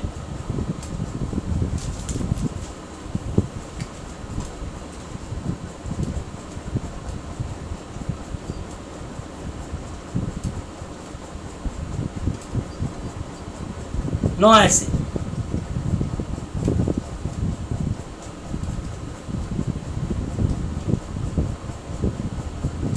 अपने मन में उतावली से क्रोधित ना हो, क्योंकि क्रोध अज्ञानियों ही के हृदय में रहता है।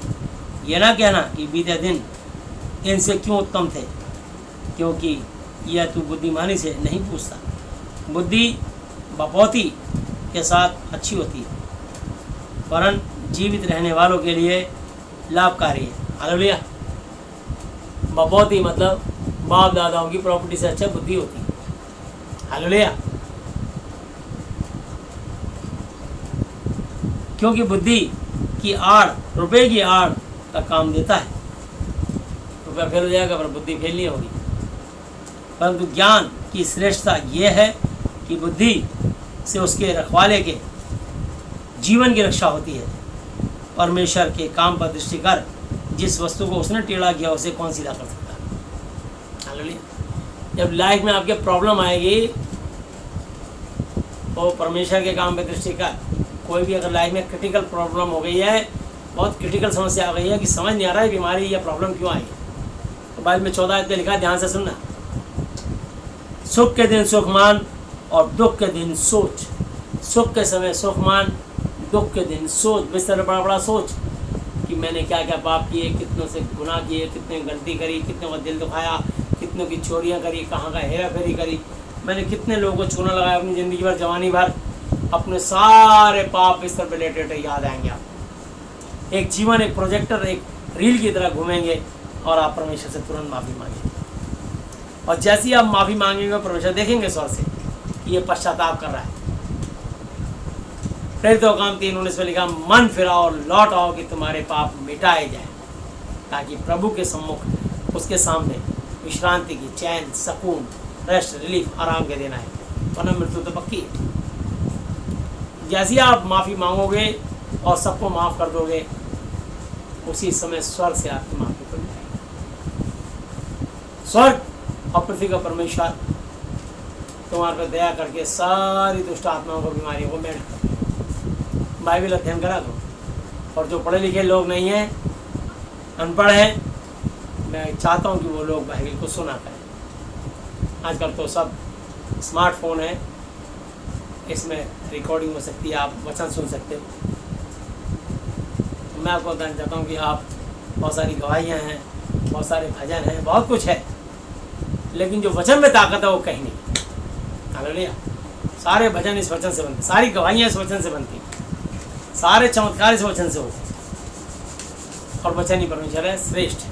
तो यहाँ लिखा है 14 आयत पे, सुख के दिन सुख मान और दुख के दिन सोच, क्योंकि परमेश्वर ने दोनों को एक ही संग रखा है, जिससे मनुष्य अपने बाद होने वाली किसी बात को ना भूल सके, ना जान सके। अपने व्यर्थ जीवन में यह सब को देखा, कोई धर्मी अपने धर्म का काम करते हुए नाश हो जाता है। धर्मी लोग नाश हो जाते हैं। दुष्ट लोग कहते हैं ये बहुत धर्मी है, इसको ख़त्म करो। हालेलुया। धर्मी के बैरी हो जाते हैं सब। दुष्ट कहते हैं हमारा ही बोलबाला होना चाहिए, आओ मज़ा करेंगे, एंजॉय करेंगे। ये बेकार में हमें शिक्षा दे रहा है। तो यहाँ लिखा है कि कोई धर्मी अपने धर्म का काम करते हुए नाश हो जाता है, और दुष्ट बुराई करते हुए दीर्घायु होता है। शैतानियत करते हुए बड़ी लंबी उम्र जी जाता है। जो शैतानी लोग होते हैं, दुष्ट, जल्दी से नहीं मरते, तो धरती में बहुत गंदगी फैलाते हैं। शैतान कहता है कोई बात नहीं, मेरा ही काम करो, मैं तुम्हें बीमारी नहीं भेज रहा, क्योंकि तुम मेरा काम कर रहे हो, मेरी बात मान रहे हो, अपने परमेश्वर की शिक्षा नहीं मान रहे, जबकि हमारा असली घर स्वर्ग में। तो यहाँ बहुत दिन रहने से अच्छा अपने पिता के पास रहें अनंत काल तक स्वर्ग में, ये एक बड़ी बात है। लेकिन अपने पिता के काम को पूरा करके जाएंगे। जिस पिता ने हमको चुना है, हम उनके काम को पूरा करके जाएंगे, जान देने तक वफादार रहेंगे, और यीशु मसीह नासरी जी की महिमा करते हुए उनका सुसमाचार पूरी धरती पे पहुंचा के जाएंगे। हालेलुया। और ऐसे शिक्षा दे जाएंगे जो वाकई में शिक्षा देने योग्य, उनको तैयार करके जाएंगे। जलते चिराग गुल ना हो, बुझते दिए जलाओ। हालेलुया। तो इसलिए हमें जब दीपक बुझने वाला था उसमें तेल डाल देते हैं। हालेलुया। जलते चिराग गुल ना हो, जलते चिराग गुल ना हो, बुझते दिए जलाओ तुम, प्रेम की जोत कम ना हो, प्रेम की जोत कम ना हो। ये तुमसे किसने कह दिया कि अपनों से ही प्यार करो, ये तुमसे किसने कह दिया कि अपनों से ही प्यार करो। दुश्मन को भी है दोस्त दो, दुश्मन को भी है दोस्त दो, अपने गले लगाओ तुम, जलते चिराग गुल ना हो, जलते चिराग गुल ना हो। हालेलुया। तो जलते चिराग गुल नहीं होने चाहिए, बल्कि उनके अंदर वचन रूपी तेल डालिए, परमेश्वर की शिक्षा, परमेश्वर का ज्ञान, परमेश्वर की बुद्धि, परमेश्वर की तालीम डालिए, ताकि उनके जीवन में परमेश्वर का भय आए और वो भी धरती पे जीवन, आनंद का जीवन, स्वर्ग में बहुतायत का जीवन जिए। क्योंकि यूहन्ना 10:10 में लिखा है, चोर केवल चोरी करने और घात करने और नष्ट करने के लिए आता है, परंतु मैं यीशु मसीह इसलिए आया कि वे जीवन पाएं और बहुतायत का पाएं। तो हमारा परमेश्वर हमको बहुतायत का, अनंत काल का जीवन देना है। हालेलुया। तो यहाँ लिखा है 16 आयत पर, अपने को बहुत धर्मी ना बना और ना अपने को अधिक बुद्धिमान बना, तू क्यों अपने को अपने ही नाश का कारण हो, अत्यंत बहुत ज़्यादा दुष्ट भी ना हो और ना अज्ञानी हो। तू अपने समय से पहले क्यों मरे, ये अच्छा है कि तू इस बात को पकड़े रहे और उस बात पर भी से भी हाथ ना उठाए, क्योंकि जो परमेश्वर का भय मानता है वह इन सब कठिनाइयों से पार हो जाएगा। तो जिसके अंदर परमेश्वर का भय आ गया, बाइबल का अध्ययन, प्रार्थना, दुआएं करना, प्रभु की संगति में रहना, वो कैसी भी कठिनाई में आएगा, परमेश्वर उसको हर कठिनाई से निकाल के ले जाएगा। हालेलुया। जैसे वो इस्राएलियों को सबको पार ले गया, लाल समुद्र पार। हालेलुया। कनान देश तक ले गया। 6 लाख तो प्यादे ही थे। हालेलुया। और हारून और मूसा 6 लाख 2 और स्त्री और बच्चे अनगिनत।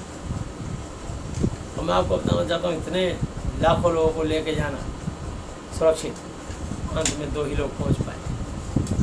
तो परमेश्वर सब कठिनाई से पार ले जाएगा, लेकिन उसका भय मानना चाहिए। और जो अपने तंबू में कुड़कुड़ाएगा या हुआ यीशु मसीह के प्रति, इस वचन के प्रति, नाश होता चला जाएगा, डाउन होता चला जाएगा। जो इस वचन से दूर होगा वो डाउन होता चला जाएगा। इस वचन से कभी दूर नहीं होना। हालेलुया। एक बार बाइबल पकड़ ली, कभी छोड़ना नहीं, मरते दम तक। मैं आपको बताना चाहता हूँ, यह आपको सुखी होने का एक रहस्य, एक मास्टर की एक चाबी दे रहा हूँ। हालेलुया। यहाँ लिखा है,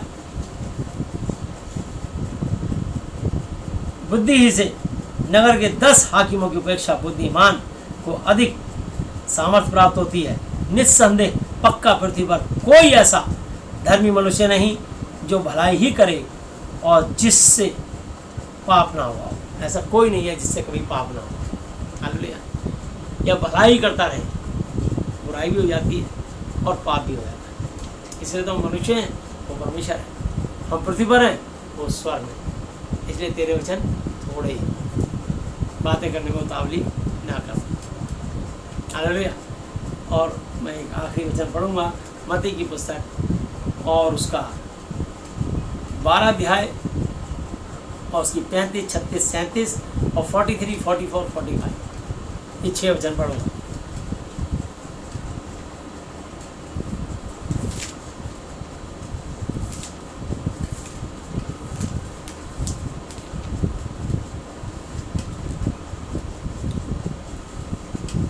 मैथ्यू 12 चैप्टर 35, 36, 37।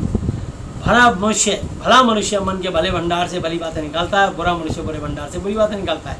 और मैं तुमसे कहता हूँ कि जो बेकार तुच्छ बातें मनुष्य कहेंगे, न्याय के दिन हर एक बात का लेखा देंगे, क्योंकि तू अपनी बातों के कारण निर्दोष और अपनी बातों ही के कारण दोषी ठहराया जाएगी। तू हालेलुया। इसलिए अपनी जुबान की चौकसी करें, चुप रहें, झूठ ना बोलना पड़े, चुप। और इसकी 43, 44, 45 जब अशुद्ध आत्मा मनुष्य में से, बुरी आत्मा मनुष्य में से यीशु के नाम से निकल जाती है, तब सूखी झाड़ियों में विश्राम ढूंढती फिरती है पर पाती नहीं। तब कहती है मैं अपने उसी घर में जहाँ से निकली थी लौट जाऊंगी और आकर उसे सूना झाड़ा बुहारा और सजा सजाया पाती है। जैसे एक नए घर के अंदर पेंट, डिस्टेम्पर, रंग रोगन होता है तो कितना खूबसूरत लगता है। और जिस घर में सफ़ेदी डिस्टेम्पर ना हो, मकड़ी के झाले, जगह जगह मट्टी धूल गंदगी होगी, तो वो इतनी सुंदरता नहीं दिखाएगा। हालेलुया। तो ऐसे ही जब हम यीशु मसीह आते हैं तो हमारी लाइफ एकदम सुंदर होती चली जाती है। हम बीमार होते हैं, रोगी होते हैं तो निरोगी होने लग जाते हैं और पूरी तरह निरोगी और स्वस्थ हो जाते हैं। यदि हम निर्धन होते हैं तो हम धनवान होते चले जाते हैं और बहुत धनवान हो जाते हैं। यदि हम अज्ञानी होते हैं तो परमेश्वर की दया से उसके वचन को पढ़ के हम ज्ञानी होते चले जाते हैं।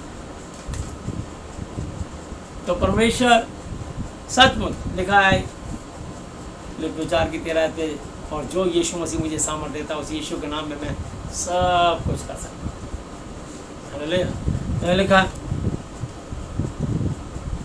तब कहती है मैं अपने उसी घर में जहाँ से निकली थी लौट जाऊंगी और आकर से सूना झाड़ा बुहारा और सजा सजाया पाती है। तब जाकर अपने से और बुरी 7 आत्माओं को अपने साथ ले आती है और उसमें पेट कर ठुस कर वहाँ वास करती है। और उस मनुष्य की पिछली दशा पहले से ही बुरी हो जाती है, इस युग के बुरे लोगों की दशा भी ऐसी होगी। तो जो लोग यीशु मसीह को छोड़ जाएंगे उनकी हालत पहले से भी ज़्यादा खराब हो जाएगी। आखिर लोगों को एक दिन यीशु मसीह के पास आना पड़ेगा। जो समझदार होंगे तो पश्चाताप करके माफ़ी मांग के तुरंत यीशु मसीह के पास आ जाएंगे और उनकी मन की मुराद पूरी हो जाएगी। पर जो लोग इस शर्मिंदगी में रहेंगे कि अब कैसे जाएं, कैसे यीशु को माने, या उस व्यक्ति के पास कैसे जाएं जिसने हमारी प्रार्थना की थी और हमारे मन की मुरादें पूरी हुई थी, अब शर्मिंदगी महसूस होती है। जैसे आप अपने उसी स्कूल में दोबारा जाते हो, अगर आज होमवर्क नहीं किया, कल पिटाई हुई थी, आज होमवर्क पूरा कर जाओगे तो डर खत्म हो जाएगा। एक बार डांट पड़ती है, वो गलती पे पड़ती है, तुम्हारी भलाई के लिए पड़ती है। तो कभी इसमें बुरा नहीं मानिए और धन्यवाद दीजिए। हर बात में यीशु मसीह आपकी भलाई उत्पन्न करेंगे क्योंकि वो भला परमेश्वर है। हालेलुया। तो मैं आपको बताना चाहता हूँ कि वो परमेश्वर महान है। हालेलुया।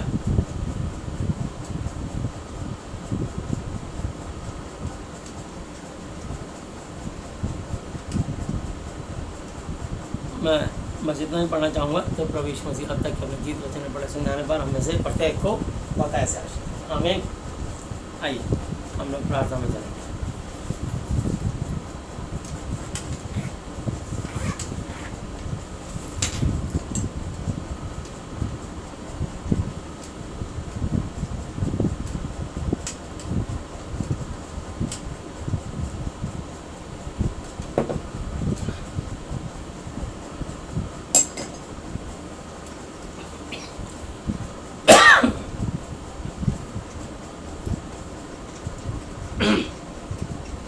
हालेलुया। आइए हम लोग प्रार्थना करें। जो लोग मेरे पीछे पीछे प्रार्थना करना चाहें, प्रभु यीशु मसीह के साथ अपना संतान और पिता का रिश्ता बनाना चाहें, वो मेरे पीछे अंगीकार कर सकते हैं और प्रभु यीशु मसीह का आत्मा उन्हें आज अपने संतान बना के आशीष देने जा रहे हैं।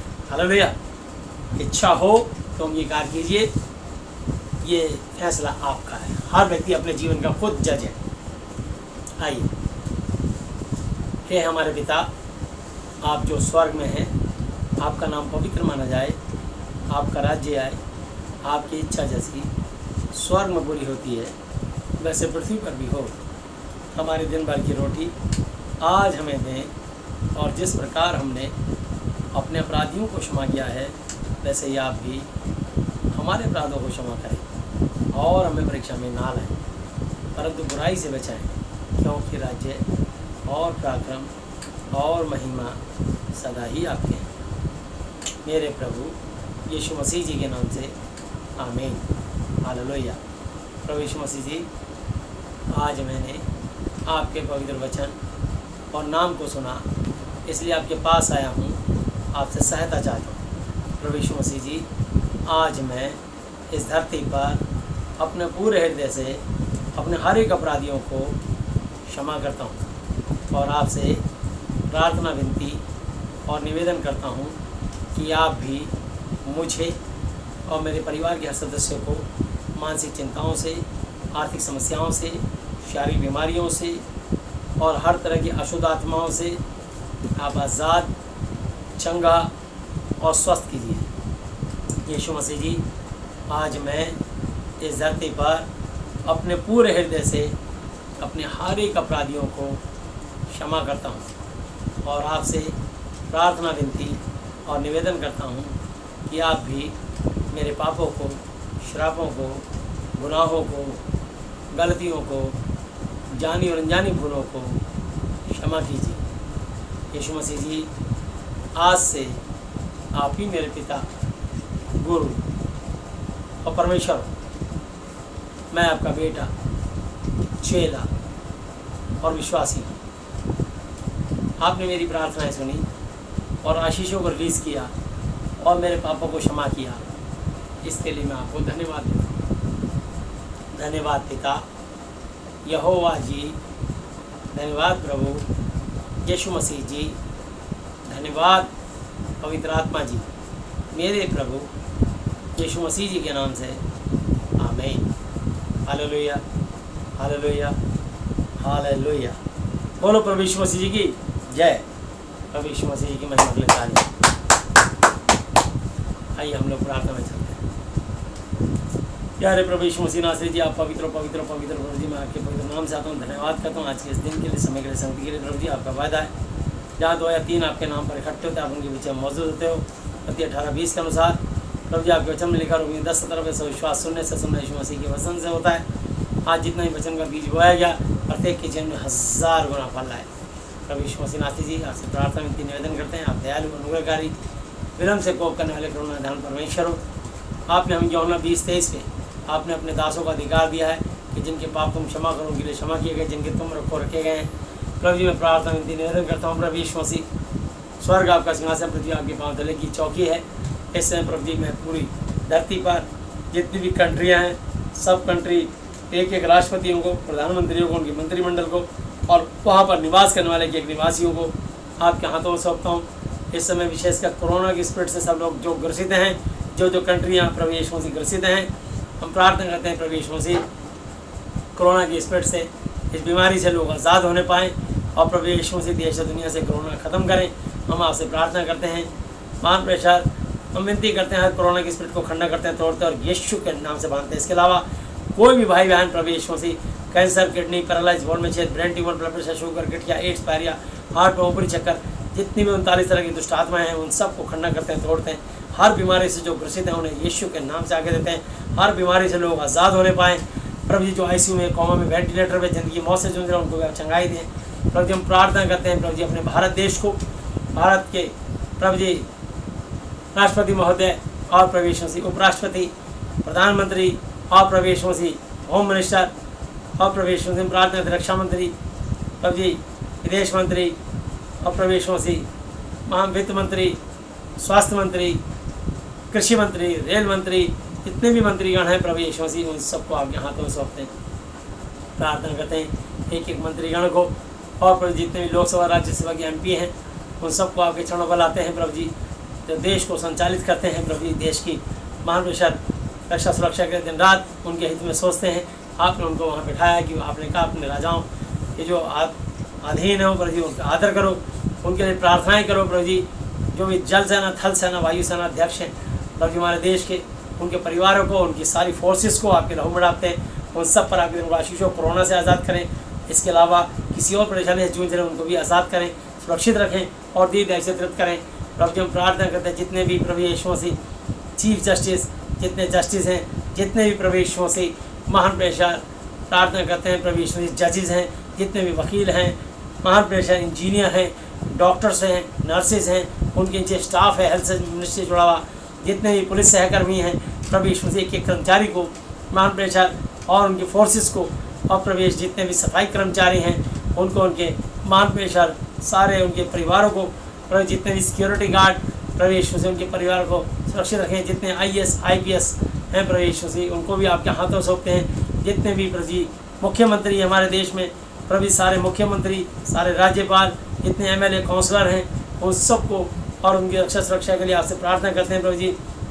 जितने भी प्रभु यीशु मसीह मान प्रेशर पायलट हैं, जितने भी रेल ट्रेन चलाने वाले, जितने भी महान प्रेशर ट्रक और प्रभु जी बसें चलाने वाले, महान प्रेशर जो आयात निर्यात का काम करते हैं, और प्रभु यीशु मसीह रोडवेज़ की बसें, DTC की बसें जो भी चलाते हैं प्रभु यीशु मसीह लोगों को इधर से उधर पहुंचाते हैं मंजिलों तक, प्रभु जी सबको आशीष दें। हम प्रार्थना करते हैं प्रभु जी। जितने भी बैंक कर्मचारी हैं, जितने विद्युत विभाग के कर्मचारी हैं, जितने भी जल बोर्ड निगम के कर्मचारी हैं, जितने ही प्रभु यीशु मसीह महान प्रेशर हम प्रार्थना करते हैं, कारपेंटर, प्लम्बर और प्रभु जी राजमिस्त्री और प्रभु यीशु मसीह जितने इलेक्ट्रीशियन हैं प्रभु यीशु मसीह प्रार्थना करते हैं। जितने ही प्रभु जी सब प्रभु जी दुकानदार, शॉपकीपर्स हैं, चाहे वो प्रभु जी परचून वाले हों, बेकरी वाले हों, फल फ्रूट वाले हों, सब्जी वाले हों, दूध वाले हों, प्रभु यीशु मसीह हम प्रार्थना करते हैं एक एक व्यक्ति के लिए। प्रभु जी इस देश का छोटे से छोटा मान प्रेशर जो कि झोपड़ी में रहने वाले व्यक्ति को सुरक्षित रखें। मान प्रेशर कल एक भयंकर आग लगी, इसमें प्रभु यीशु मसीह मान प्रेशर हज़ारों लोगों का नुकसान हुआ। प्रभु यीशु मसीह प्रार्थना करते हैं प्रभु जी उनकी आप घटी पूरी करें, प्रभु जी उनको आशीष दें। प्रार्थना करते हैं उनकी किसी की जान माल को तो नुकसान हुआ है पर किसी की जान की हानि नहीं हुई, हम धन्यवाद देते हैं। प्रभु जी उनको फिर से आप खड़ा करें। प्रार्थना करते हैं प्रभु यीशु मसीह जितने भी जेलों में कैद हैं, जितने अस्पतालों में मरीज बन के कैद हैं, जितने पागलखानों में कैद हैं, जितने प्रभु जी ब्रांड स्कूल में, और प्रभु यीशु मसीह मान मुँह से बोल नहीं सकते, कान से सुन नहीं सकते, प्रभु जी एक एक मान जन को आशीष दें और उनकी सुनने की शक्ति, बोलने की शक्ति और प्रभु यीशु मसीह मान देखने की शक्ति प्रदान करें। जितने भी अस्पतालों में प्रभु जी जिनकी प्रभु जी डिलीवरी हुई है, हो रही है और ये होने वाली है, हम सबको चाहते हैं जच्चा बच्चा सुरक्षित रहें, उनके प्रभु जी नॉर्मल डिलीवरियाँ हो, आपकी तरफ का आशीष हो। उन वहाँ डॉक्टर नर्सों को आपके हाथ सौंपते हैं जो उनकी प्रभु यीशु से डिलीवरियाँ करते हैं, उन सब पर आपकी अनुग्रह हो। प्रभु जी हम प्रार्थना करते हैं प्रभु यीशु मसीह एक एक प्रभु यीशु मसीह महान बिशप के लिए, एक एक प्रभु यीशु मसीह पास्टर के लिए, एक एक इवेंजलिस्ट के लिए, एक एक प्रभु जी महान प्रेषक हम प्रार्थना करते हैं प्रभु यीशु मसीह। जितने भी एल्डर्स हैं, जितने भी पासवान हैं, प्रभु जी सबको आपके हाथों में देते हैं। जितने विश्वासी बिलीवर्स हैं, एक एक परिवार को आपके हाथ सौंपते हैं। प्रत्येक की दुआओं को प्रभु यीशु मसीह आप स्वीकार ग्रहण करें, कबूल करें और आशीष दें। प्रभु जी जितने भी उपवास की प्रार्थना करें देश और दुनिया के लिए, प्रभु जी अपने आत्मिक योद्धाओं के लिए धन्यवाद करता हूँ। उन्हें बल बुद्धि ज्ञान समझ दें, अपने भय में चलना बढ़ना सिखाएं। आप मुझे, मेरी पत्नी, मेरे बच्चों को, हमारी मंडली, हमारी कलिसियाओं को आशीष दें और प्रभु जी हम आपकी दया हमारे पे हमेशा बनी रहे। जितने ही प्रभु जी प्रोफेसर्स हैं, वाइस चांसलर हैं, जितने ही प्रिंसिपल्स हैं, जितने टीचर्स हैं, जितने स्टूडेंट्स हैं, प्रभु जी उनको भी आपके चरणों बनाते हैं, सबको सुरक्षित रखें। प्रभु जी हम प्रार्थना करते हैं आज के बच्चे कल के प्रभु जी भविष्य हैं, इन बच्चों को अच्छी बल बुद्धि ज्ञान समझ दें। आप मुझे, मेरी पत्नी, हमारे बच्चों को अपनी महिमा के लिए इस्तेमाल करें। प्रभु जी हमारी मंडली में से, कलीसिया में से बहुत आत्मिक योद्धाओं को तैयार करें और जिसको जो वरदान दिया है उस वरदान से भरकर, अपने अभिषेक से भरकर, बुद्धि ज्ञान से भरकर उनको आशीषित करें। प्रभु जी सबकी कमी घटी अपने स्वर्ग भंडार से पूर्ति करें, किसी भाई बहन को परेशानी ना हो। दुआ करते हैं, धन्यवाद करते हैं। राशि मोल जी संदने यीशु के नाम से प्रार्थना करते हैं। इसके अलावा कोई भी प्रभु यीशु मसीह मानसिक, आर्थिक, शारीरिक समस्या से जूझ रहा हो, किसी को भी प्रभु यीशु मसीह कैंसर, किडनी पैरालाइज, बोलना चाहिए, brain tumour, blood pressure, sugar, गठिया, एड्स, पारी, आंखों में ऊपरी चक्कर हो, ICU में, कोमा में, वेंटिलेटर पे हो, हर बीमारियों से यीशु के नाम से पाप श्रापों को तोड़ते हैं, हर पाप श्राप को क्षमा करते हैं। प्रार्थना करते हैं प्रभु जी आज का वचन प्रत्येक दिन 1000 गुना फल है। हम सब के इनकी आत्मा, जीवन और प्रभु जी श्वास आपकी महिमा के लिए मांग लेते हैं। प्रभु आप इनको फ्री में श्वास देते हो। हम चाहते हैं कि एक एक जन आपकी महिमा करे। रोमियो 14:11-12 के अनुसार प्रभु जी सब तक आपका सुसमाचार पहुँचे, हर घर में सुख शांति खुशहाली आनंद हो। जो लोग प्रभु जी नशे में लिप्त हैं, प्रभु जी शराब, बीड़ी, सिगरेट, चरस, अफीम, गांजा, स्मैक, गुटखा, तम्बाकू, उन सबको प्रभु जी उन व्यसनों से, बुरे कामों से, विचार से, परिस्थितियों से उन्हें आप आज़ाद करें। प्रभु जी हम दुआ करते हैं और धन्यवाद करते हैं। प्रभु जी हमारे देश में सुख शांति दें और प्रभु यीशु में सब चोरी चकारी लूटपाट बंद हो और प्रभु जी हर घर घर में शांति हो। हम आपसे विनती करते हैं, धन्यवाद करते हैं। और शैतान की भरमाने वाली आत्माओं को हम खंडन करते हैं, तोड़ते हैं यीशु के नाम से। हर विरोधी आत्मा को बांधते हैं। टच मोल पे जी समझे प्रभु यीशु मसीह ये आपके मार खाने से, कोड़े खाने से चंगे स्वस्थ हो सके। जिसके अभी कमर में तकलीफ पाई जाती थी, कमर के दर्द बाहर निकल रहा है, यीशु के नाम से कमर पे हाथ रख लीजिए। कमर का दर्द हमेशा के लिए बाहर निकलता है। हालेलुया, धन्यवाद धन्यवाद धन्यवाद यीशु मसीह, जिसने कमर पे हाथ रखा है और आप प्रभु यीशु मसीह पवित्र आत्मा से आप छू रहे हो। धन्यवाद यीशु मसीह, आपकी चंगाई देने के लिए मैं धन्यवाद करता हूँ। कमर के दर्द की आत्मा को मैं यीशु के नाम से बांधता हूँ, इनकी आज़ादी चंगाई की घोषणा करता हूँ। प्रभु जी आपके क्रूस पे चढ़ने द्वारा चंगे स्वस्थ हो चुके, जिसके भी हाथ पैरों में तकलीफ आई जाती थी, जहाँ पे हाथ पैरों में तकलीफ थी, यीशु के नाम से हाथ पैरों का दर्द बाहर निकल जा। लकवा फालिस पैरालाइज की आत्मा बाहर निकल जा, यीशु के नाम से लकवा के मरीज खड़े होकर चलने लगे। प्रभु यीशु मसीह आप इनको बल और ताकत दें। धन्यवाद यीशु मसीह, आप इनको चंगाई दे रहे हो। मैं धन्यवाद करता हूँ जितने भी इस यूट्यूब के माध्यम से आज प्रभु यीशु वीडियो को देख रहे हैं और जीवन में कभी देखेंगे, आप उनको प्रभु जी सुनते देखते प्रभु जी आप चंगाई प्रदान करोगे। पवित्र आत्मा जी आपकी दया के लिए मैं धन्यवाद करता हूँ, क्योंकि आप कल आज जीवन एक से हो। प्रभु यीशु मसीह जी आपके पसली में भाला खंड चंगे स्वस्थ हो चुके हैं, जिसके भी पेट छाती और प्राइवेट पार्ट में जो भी तकलीफ आई जाती थी आप से निकाल रहे हो। धन्यवाद धन्यवाद धन्यवाद यीशु मसीह, धन्यवाद यीशु मसीह। किसी को भी प्रभु यीशु मसीह महापेश हम प्रार्थना करते हैं प्रभु यीशु मसीह, कैंसर, किडनी खराब, लीवर का इन्फेक्शन, प्रभु यीशु मसीह रसौली, पथरी और प्रभु यीशु मसीह बवासीर, पाइल्स, यीशु के नाम से जॉइंट डिस्पीलिया, हर तरह की बीमारी से आप आज़ाद कर रहे हो। इसके लिए धन्यवाद। हर दुष्ट आत्मा को खंड करते हैं, तोड़ते हैं और यीशु के नाम से हर बीमारी पैदा करने वाली अशुद्ध आत्मा को बांधते हैं। धन्यवाद यीशु मसीह, आपके सर पे कांटो ताकि अंदर चंगे स्वस्थ होंगे, जिसके भी गले, आँख, नाक, कान, मुंह, दांत, सर में जो भी तकलीफ दर्द हैडी पाई जाती थी, हर एक ट्यूमर को आप निकाल रहे हो, हर एक टेंशन को निकाल रहे हो, हर एक चिंता फिक्र को दूर कर रहे हो। आपने कहा अपना बोझ है वो पर डाल दे, वो तो तुम्हारे का धर्मी को टलने न देगा। भजन संहिता 55:22। ओ प्रभु जी आपने कहा तू अपनी समझ का सारा ना लेना, संपूर्ण मन से और रखना। नित्य चंद प्रभु यीशु 3:5 और 3:16 उसी की दाहिने हाथ में दिए गए बात में धन महिमा। मत्ती 11:28 हे सब परिश्रम करने वालों बहुत से दबे लोगों मेरे पास आओ, मैं तुम्हें विश्राम दूंगा। पहला पत्र 5:6-7 आपने कहा, इसलिए परमेश्वर के बलवंत हाथों के नीचे दीनता से लाओ, जिससे तुम्हें उचित सही समय रोड़ाए और अपनी सारी चिंताएं उसी पर डाल दो, क्योंकि उसको तुम्हारा ध्यान है। प्रभु जी आज जिसने आपको चिंता दे दी है, प्रभु जी आप उसको चिंता मुक्त करें। और प्रभु जी किसी परेशानी से जूझ रहा हो, फाइनेंशियली, फिजिकली, मेंटली, इन सारी दुष्ट आत्माओं को मैं यीशु मसीह आपके नाम से खंडन करता हूँ, तोड़ता हूँ और यीशु के नाम से बांधता हूँ और उनकी चंगाई को मैं यीशु के नाम से खोल के और रिलीज करता हूँ। धन्यवाद यीशु मसीह, आपने कार्य किया, इसके लिए हम धन्यवाद करते हैं। सारी आदर महिमा आपको देते हुए धन्यवाद धन्यवाद धन्यवाद की भेंट चढ़ाते हैं। सब कुछ अपने उद्धार करता अपने जीवित परमेश्वर प्रभु यीशु मसीह जी की आदरणीय पवित्र पवित्र पवित्र नाम से मांगते हैं, आमीन।